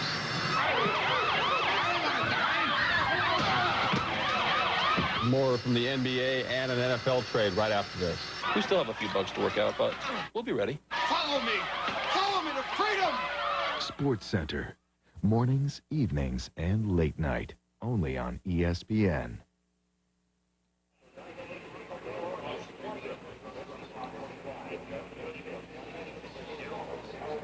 Back at Watkins Glen International on a beautiful Sunday afternoon, albeit cool and a little bit windy. We're at the Frontier at the Glen, and the green flag comes out to restart this race on the 48th lap. We ran 2 laps under caution. Jeff Gordon is the leader of the race, followed by Rusty Wallace, Wally Dallenbach, Dale Jarrett, Jimmy Spencer, Joe Nemechek, Boris Said, and others. See Kenny Irwin back in the 28 car losing a couple of more positions back there. He ran 5th for a long time. Then Jimmy Spencer got by him, then several other drivers. So he dropped back now to the 9th position. There's Tony Stewart, who made another pit stop. Jerry?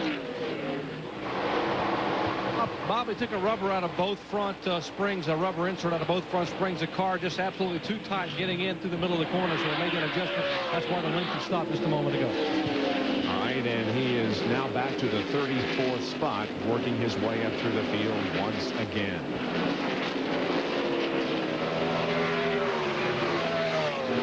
There is Boris Said and Ron Fellows running together now behind Joe Nemechek. Jimmy Spencer all over Dale Jarrett. Jarrett running in 4th place, Spencer running in 5th. How about that Jimmy Spencer? Started 5th, finished 5th at the Glen, and he's running 5th here again.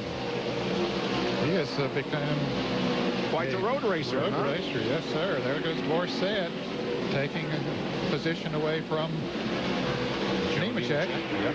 Nemechek having a good run.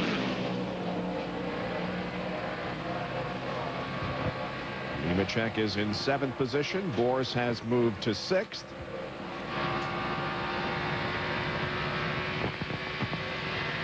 And Boris Said slowing down. We have a report that maybe he is slowing down. Man. Yeah, cars going by. You got no gears at all? Just a wicked vibration. I'm running. All the engine vitals are normal. So it sounds like a transmission problem. Wow. Okay, just pull it in behind the wall there. That's before you get to our pit stalls, right after the Kodak opening. Oh, and he had a great run going here today. He sure did. Veteran of the Trans Am Series, also a veteran of the NASCAR Craftsman Truck Series, where he has competed 59 times with 1 win here at Sears Point and 2 poles on road courses at Topeka and Portland. Qualified 2nd here for the Frontier at the Glen, but apparently a transmission problem has ended his day. So back up front, we have Jeff Gordon leading Rusty Wallace by about 3/4 of a second, then about 2 seconds back to Wally Dallenbach. Dallenbach, of course, knows at the moment that he will not be back with the Rick Hendrick team in the year 2000. Jerry Nadeau will drive the 25 car beginning next year. On board with the tied car of Ricky Rudd, who is in 11th spot. And he's chasing the 31, the Lowe's car of Mike Skinner. Trying to make a pass on him. It's Mark Martin right behind. Well, Mark Martin had made a pit stop. He couldn't go on one more pit stop. He pitted the first time when the other leaders did. He was running in the top 5, and then he made that pit stop. So he's been back in the field, but has worked his way back up now to 12th place. And, of course, he will have to make another pit stop, but he can go a little bit farther than those up front. Jerry Nadeau right here. Yeah, Mark didn't fight him. He said, okay, if you want that position, go ahead. By the way, Boris said did make it behind the wall. On board, the Jimmy Dean Sausage onboard camera, which is being carried by Kyle Petty here this afternoon. Kyle is back in 14th position. He had an unfortunate situation yesterday or the day before when his vacation home was damaged by fire. Like it was burned down. We're sorry to hear that, but happy that no one was there, so there were no injuries as far as that's concerned in the mass fire near Charleston, South Carolina. Up through the S's, a good battle between Mike Skinner and Ricky Rudd. Those guys are really going at it. And Jerry Nadeau, and Mark Martin, and Kyle Petty. Yeah. Oh, Nadeau to the inside of Rudd, picking up the position. Well, he puts a lot of trust in those brakes. He don't mind driving it down into those corners. I talked to Jerry Nadeau yesterday, and he said he's one of those who really like these concrete patches that they're running over right now that have been installed in several of the corners here. With Mark Martin here. Babbling forward. Now Nadeau took a look on the inside of Mike Skinner, but no room there at that point of the racetrack.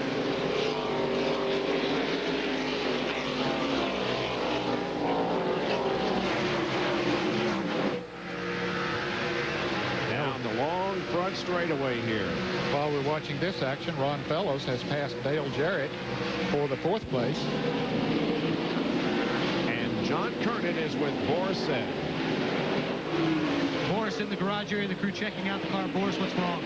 I don't know. I'm not much of a mechanic, but I mean, you know, this team, I can't say enough about it. I mean, we got 11 full-time people at Urban Sim Racing. They built and designed this car. We built our own motors with signature engines, and unfortunately, we have something in the drivetrain that caused a real bad vibration, and it's too bad. I mean, we got a great sponsor, Federated Auto Parts, and you know, we were in contention today, and we got the lead spot, got our 5 bonus points for the championship, so that was fun to lead a little bit.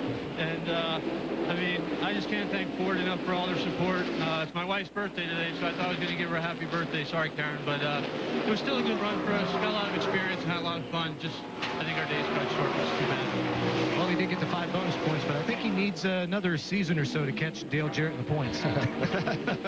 And Boris did lead 9 laps, so a good run for Boris overall. Now you see Ricky Rudd in the mix of this battle here for position. Rudd coming off his first top 10 of 1999 at the Brickyard last week, finishing in 9th position. He's also changed engine builders, now getting his motors from Pro Motors. But here, as we see them going down into corner number 1, Mark Martin passes Ricky Rudd, and so move Martin up to the 12th position.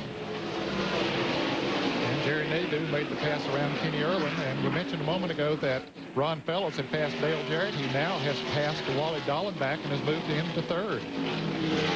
So for you Ron Fellows fans, he is on the move.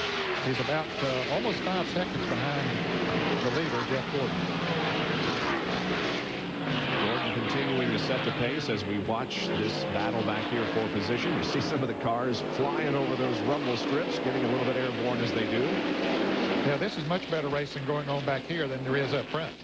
Indeed, because Jeff is now almost a full second ahead of Rusty Wallace. And last time around, Jeff was the fastest car on the racetrack at 119.5 compared to Rusty Wallace's 119.4. And Wally Dallenbach, we see him coming off of corner number 11 and ducking toward the pits. I'd say this is a scheduled pit stop, right, John? That's exactly right. They're getting right around 37, 38 laps. Tell them to get on in the pits, get on in the pits. This will be their last pit stop. They hand some cold towels and a drink to Wally. No changes that we can see right now. Take off one of the tearaways to clean the windshield. It'll be 4 tires and full of fuel, and Dallenbach should be able to go distance from here. Some very interesting strategy being played out here that could result in, well, who knows. Wally Dallenbach's 18.9-second pit stop on lap number 54 could be his last.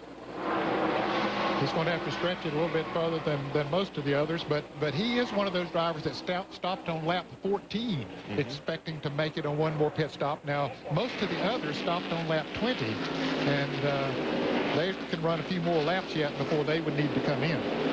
In fact, they'd like to go to lap 58 or somewhere in that neighborhood, 56 to 58.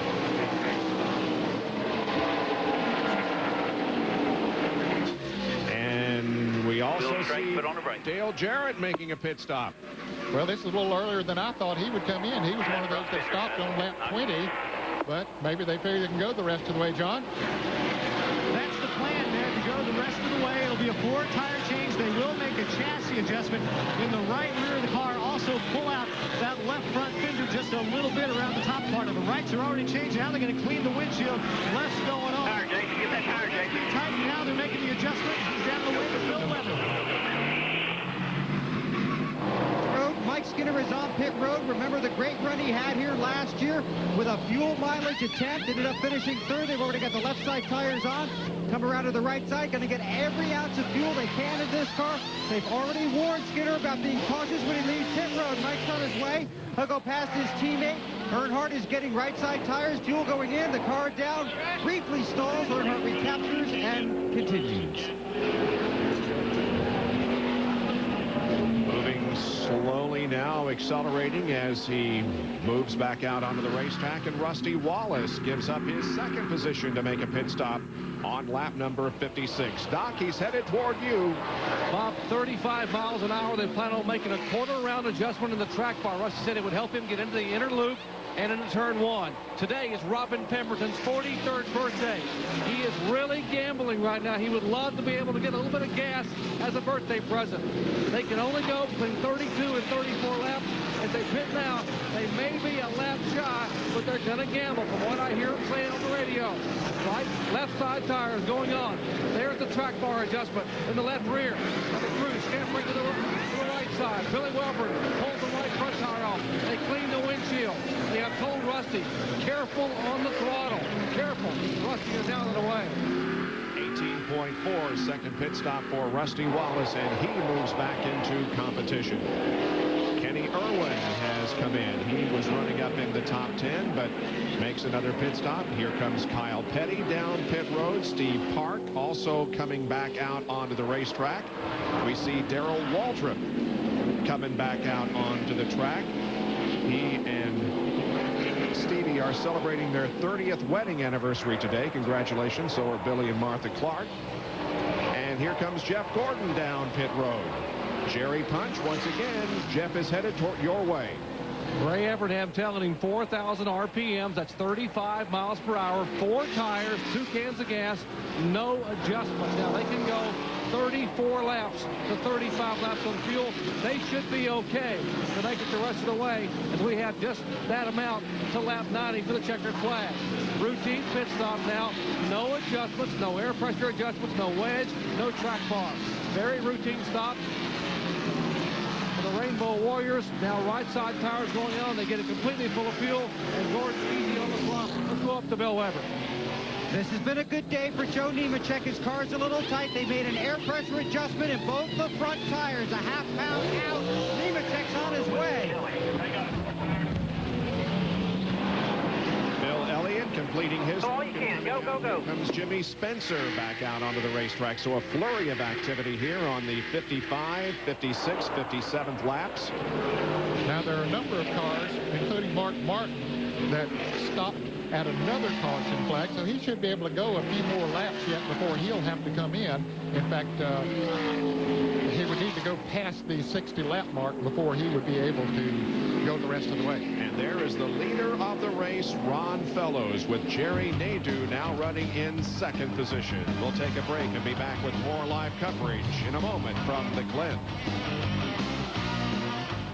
Let's go. Dad, can I talk to you about something? What's up? Well, you know, I'm not little anymore, Dad. Yeah, I can see that. I mean, I could ride a two-wheeler now. What I'm trying to say is, Dad, Yeah. Am I too big for a Happy Meal? Big Mac for me and, One for me, too.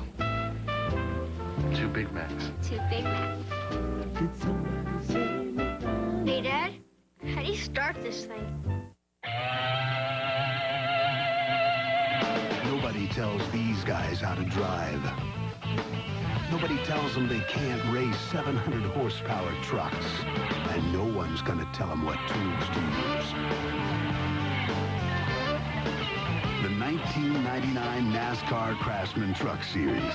Tough trucks, tougher drivers, the toughest tools. Craftsman makes anything possible. You know, these days lots of deodorants are talking antibacterial protection. Fact is, every deodorant is antibacterial, so it's not about that at all. It's about whose deodorant lasts longer. High Endurance. Its 24-hour formula evaporates less quickly than the leading stick. Old Spice guarantees it, or they'll buy you a stick of yours. If you want odor protection that really lasts, High Endurance exceeds the need. They're the kind of folks who take pride in taking care of their car, who'd rather take the time and save the money by doing the job themselves. In other words, they're the kind of people who turn to AutoZone every week.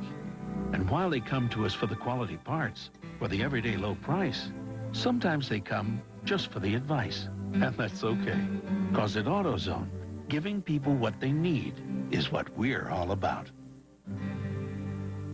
This is a sport where the work of weeks and months is measured in hundredths of a second. This is a sport where glory and fortune can all come down to a gallon of gas. This is a sport where fans buy seats they never sit in, and they couldn't be happier about it. This is a sport that truly revolves around its fans. In fact, the drivers even go door to door to get the fans to come to the track. This is NASCAR. ESPN welcomes you back to live coverage at the Frontier at the Glen. And more auto racing coming up for you next from Mid-Ohio Sports Car Course. The Kart FedEx Championship Series in the Miller Lite 300. Dario Franchitti on the pole for that race. So stay with us for more auto racing coverage. For more, log on to ESPN.com, part of the Go Network, go.com. For the first time in his Winston Cup career, Jerry Nadeau is leading. Ron Fellows was leading. He has made a pit stop, but Jerry Nadeau remains on the racetrack. Now we go to Bill Weber with an update on the 87 car of Fellows. Well, Bob, just an impressive run, and apparently, according to the crew, Ron Fellows said don't change a thing. He's happy with the handle of the car. They can reach the end. He's got 4 tires and enough fuel, so just waiting for Nadeau to come in and see what happens to him. But it's been a good run for Fellows to see how he finishes. Let's check in with Jerry Punch. One lap ago, Mark Martin on pit road. Jimmy Phoenix said we're going to go up on air pressure on all 4 tires. Routine pit stop. They got it full of fuel, and according to car owner Jack Roush, who figures the gas, they should be okay to go to lap 90. John Kernan. Jimmy Spencer was in, the new road course king, I guess we could call him. But Jimmy came in, took on 4 tires, no adjustments to the car. They can go the rest of the way. And Kenny Wallace is coming down pit road now for his final pit stop. Pulls into the stall.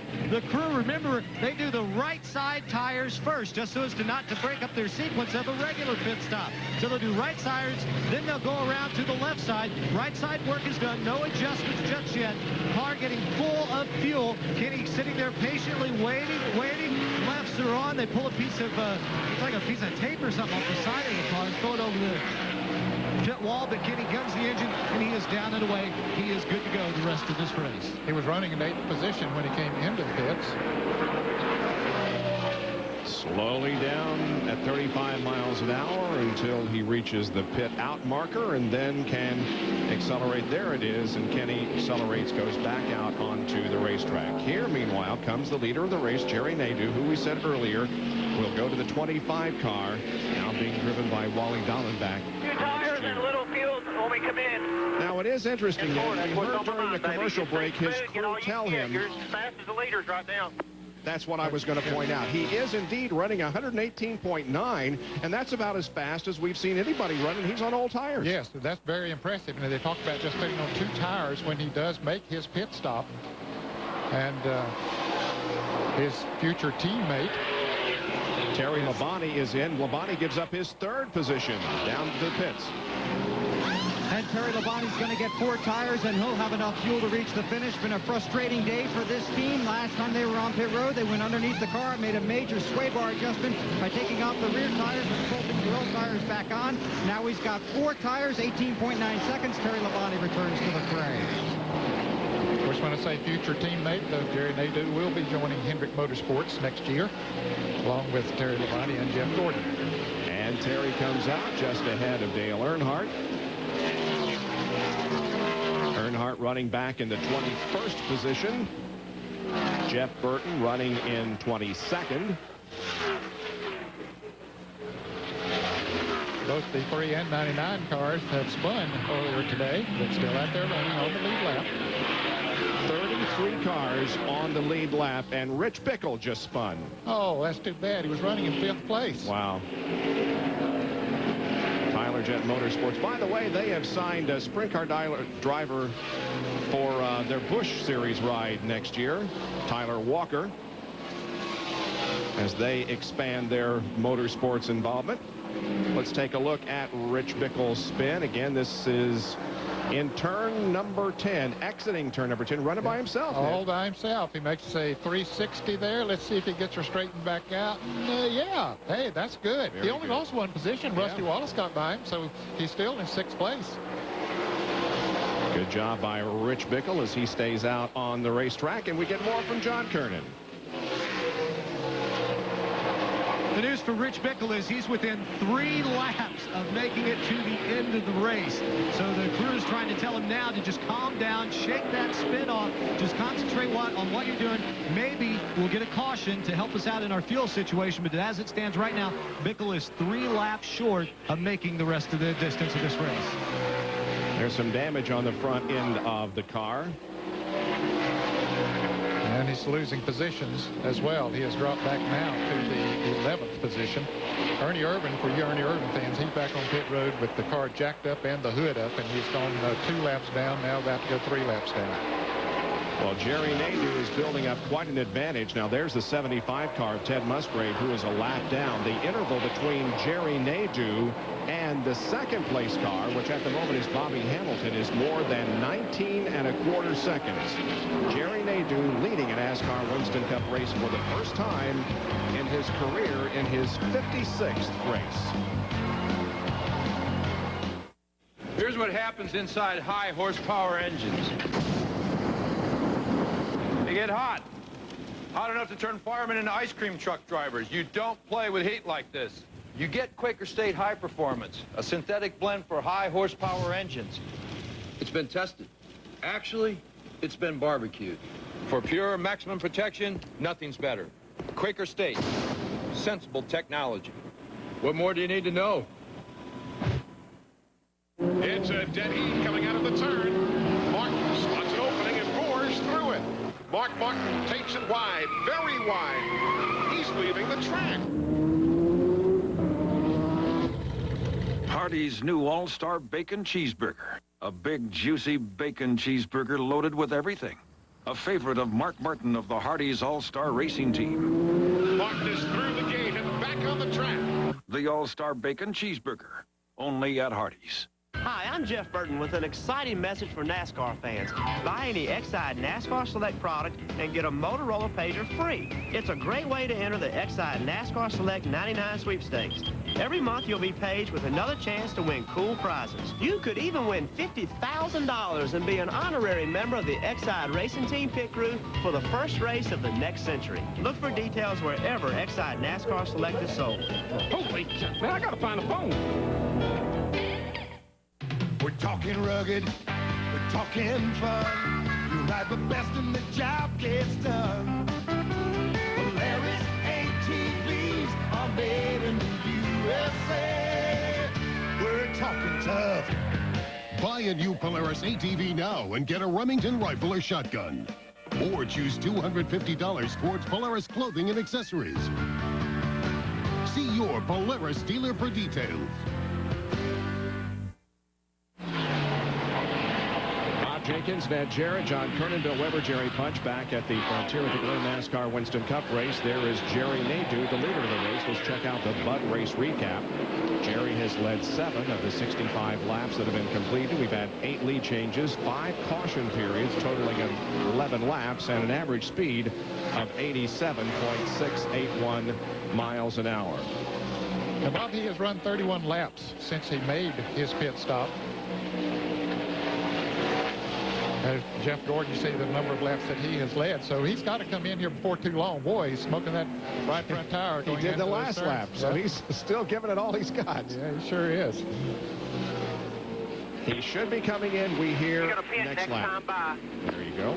And that would be good strategy, Bob, because he doesn't want to catch a slow traffic in front of him and have this traffic hold him up. Well, I'll be darned. Is that a familiar voice, folks? How did he know that 500 miles away? Hi, guys. Ladies and gentlemen, Benny Parsons. We mentioned earlier that he had some eye surgery a couple of days ago. How you feeling, first of all? You okay? Well, I think so. I feel a little rough right now, but I'm watching a great race, so that makes me feel a little bit better. There you go. We miss you and hope to see you back at Michigan next weekend. So what's your assessment of what's going on here? Well, I mean, Jerry Nadeau right now is probably going to change 2 tires and maybe one can he make it on 1 more can of fuel, or does he have to put 2?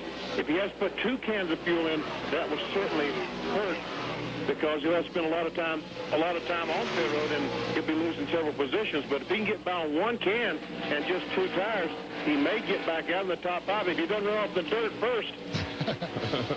Yeah, he's testing it. He's not backing off for a moment. Yeah, let's see. He's going to come in. Here he comes. Guys, here he comes. Bill Weber, we're going to... First gear, 3,400 all the way down. As he comes down. Don't go until I tell you to go now, Jerry. This is very important. 2 tires, left side, 1.5 of gas. Hit your spot now, straight in. Benny, they were hoping to do it on 1 can. Now they're going to need 1.5 cans. They said they're as fast on old tires, almost as fast as the leaders were with 4. So they're going to go on 2. They did count Nadeau down to the number of laps until he was going to pit, so he did abuse his tires up until the point he came down pit road. Now he's clear to go. They got the 1.5 cans in, left side tires on. Remember how confident he was after his qualifying lap on Friday. Now he's going to have to make up some time on the racetrack. He's going to drop back to somewhere around 10th or 11th, it looks like. Maybe not quite that far back. No, he's out in front of Ron Fellows, who is running in 6th position. So that was a great stop. He's got those 2 fresh tires, enough fuel to go the rest of the way. Now, Fellows has been fast all day. Let's see. This will be a good race between that Ford and Chevrolet. Down for the interloop, that Jarrett back there in the background, running in the 7th spot. And I really wonder if he has enough fuel to make it. He was one of those that stopped a little bit earlier, certainly, than Rusty Wallace, and he stopped 1 lap earlier than Rusty Wallace, and a couple laps earlier than did Jeff Gordon. At the moment, it's Bobby Hamilton who is leading this race, with Michael Waltrip running 2nd, about 20 seconds behind.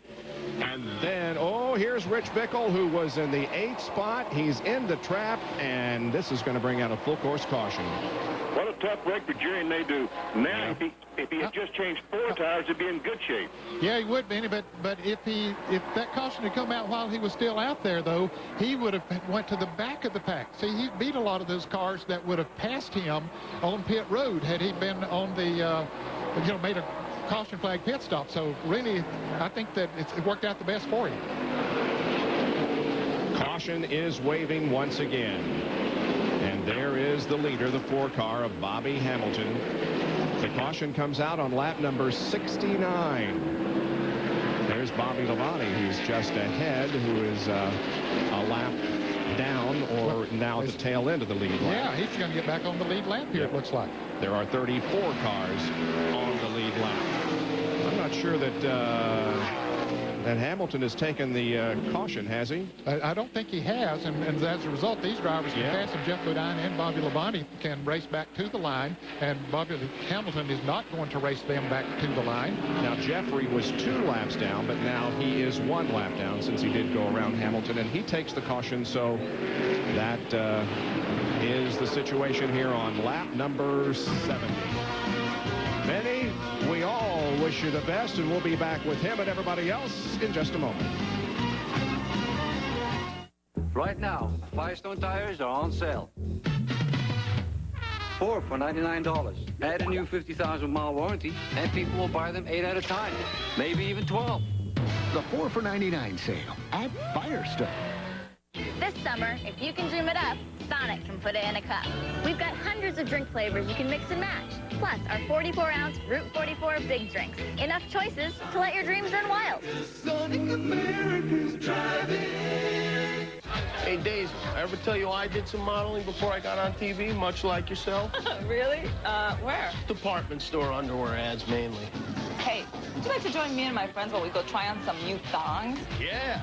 You know, we models drink Miller Lite because it's so smooth. But you know, I drink Miller Lite because it tastes great. See, I knew it. You're no model. Well, I am wearing a thong. Backwards, I think. Miller Lite. Taste a true Pilsner. You want to see? Sunday's the best day to wash the car because that is my day off. The name is Everett. My father washed cars, and his father before him, but that was in pre-modern era, before WD-40 came along. Hey, what are you doing on my truck?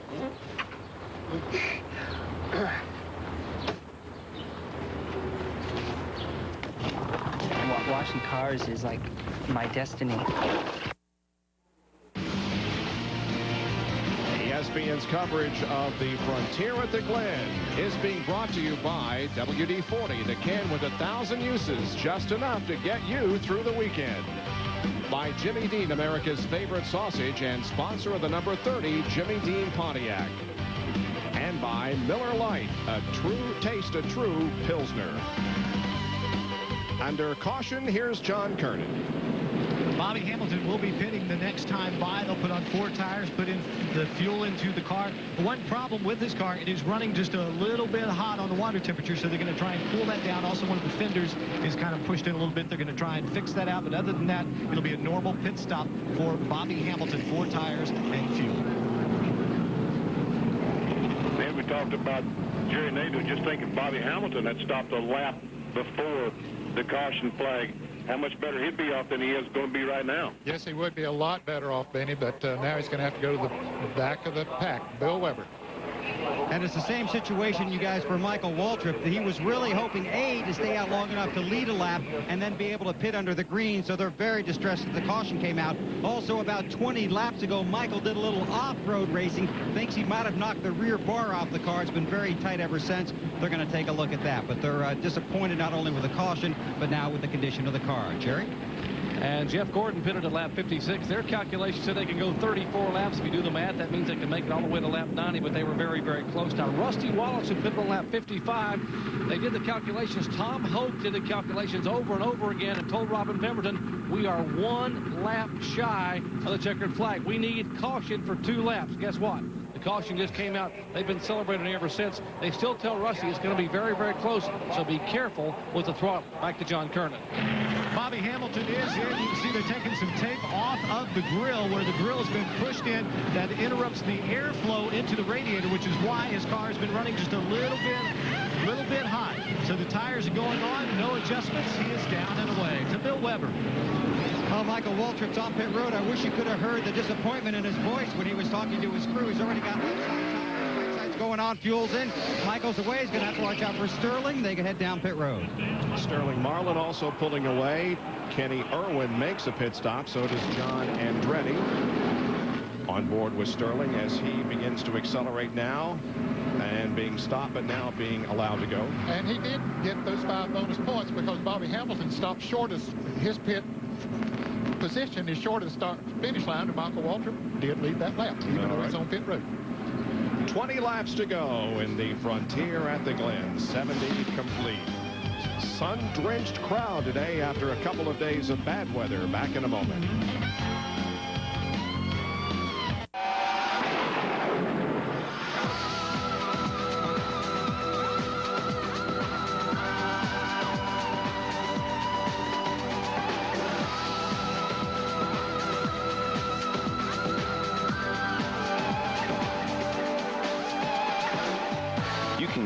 Of places with Cooper Discoverers. But first, you'll have to go here, your exclusive Cooper tire dealer. GEX in Hampton and Newport News. Century Food Mart is your one stop for all the convenience store items you need. This week at Century, you'll get this deal. Great beer deals are yours at Century, including Busch Beer in the big 12-pack of 12-ounce cans for only $4.99.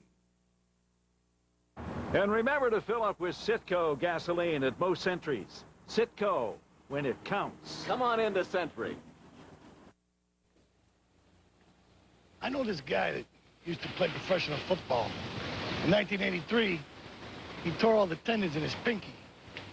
They told him he could get an operation and miss a few games.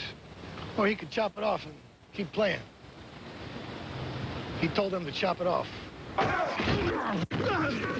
Ronnie Lott is old school. You've got to call 1-800-CLASSIC to get ESPN Classic.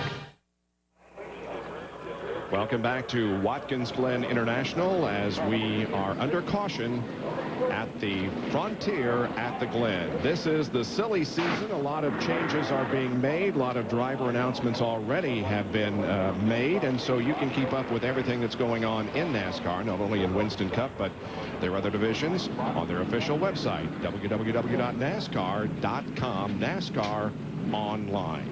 Dale Earnhardt is in his 600th consecutive NASCAR Winston Cup event. The streak started at Richmond in September of 1979, and there you can see how that has come about. His 100th start came at Riverside. About every 3 or 4 years, he adds another 100, and today, 600 straight. And he is currently 22nd here at the Glen.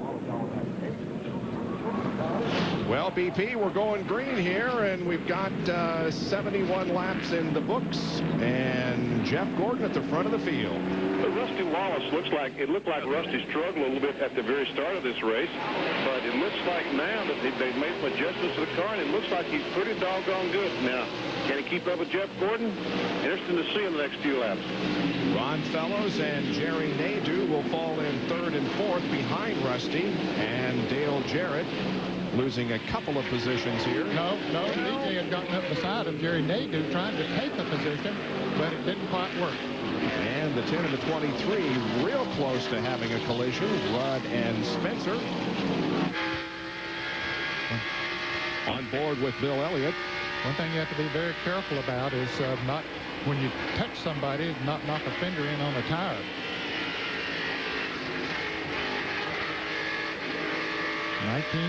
Laps to go, the 18 when they come back.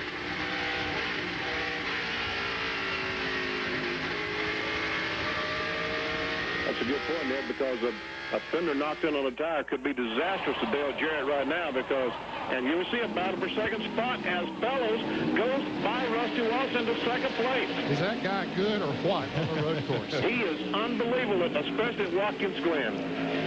The Canadian driver showing how it's done here this afternoon on a road course, up to second.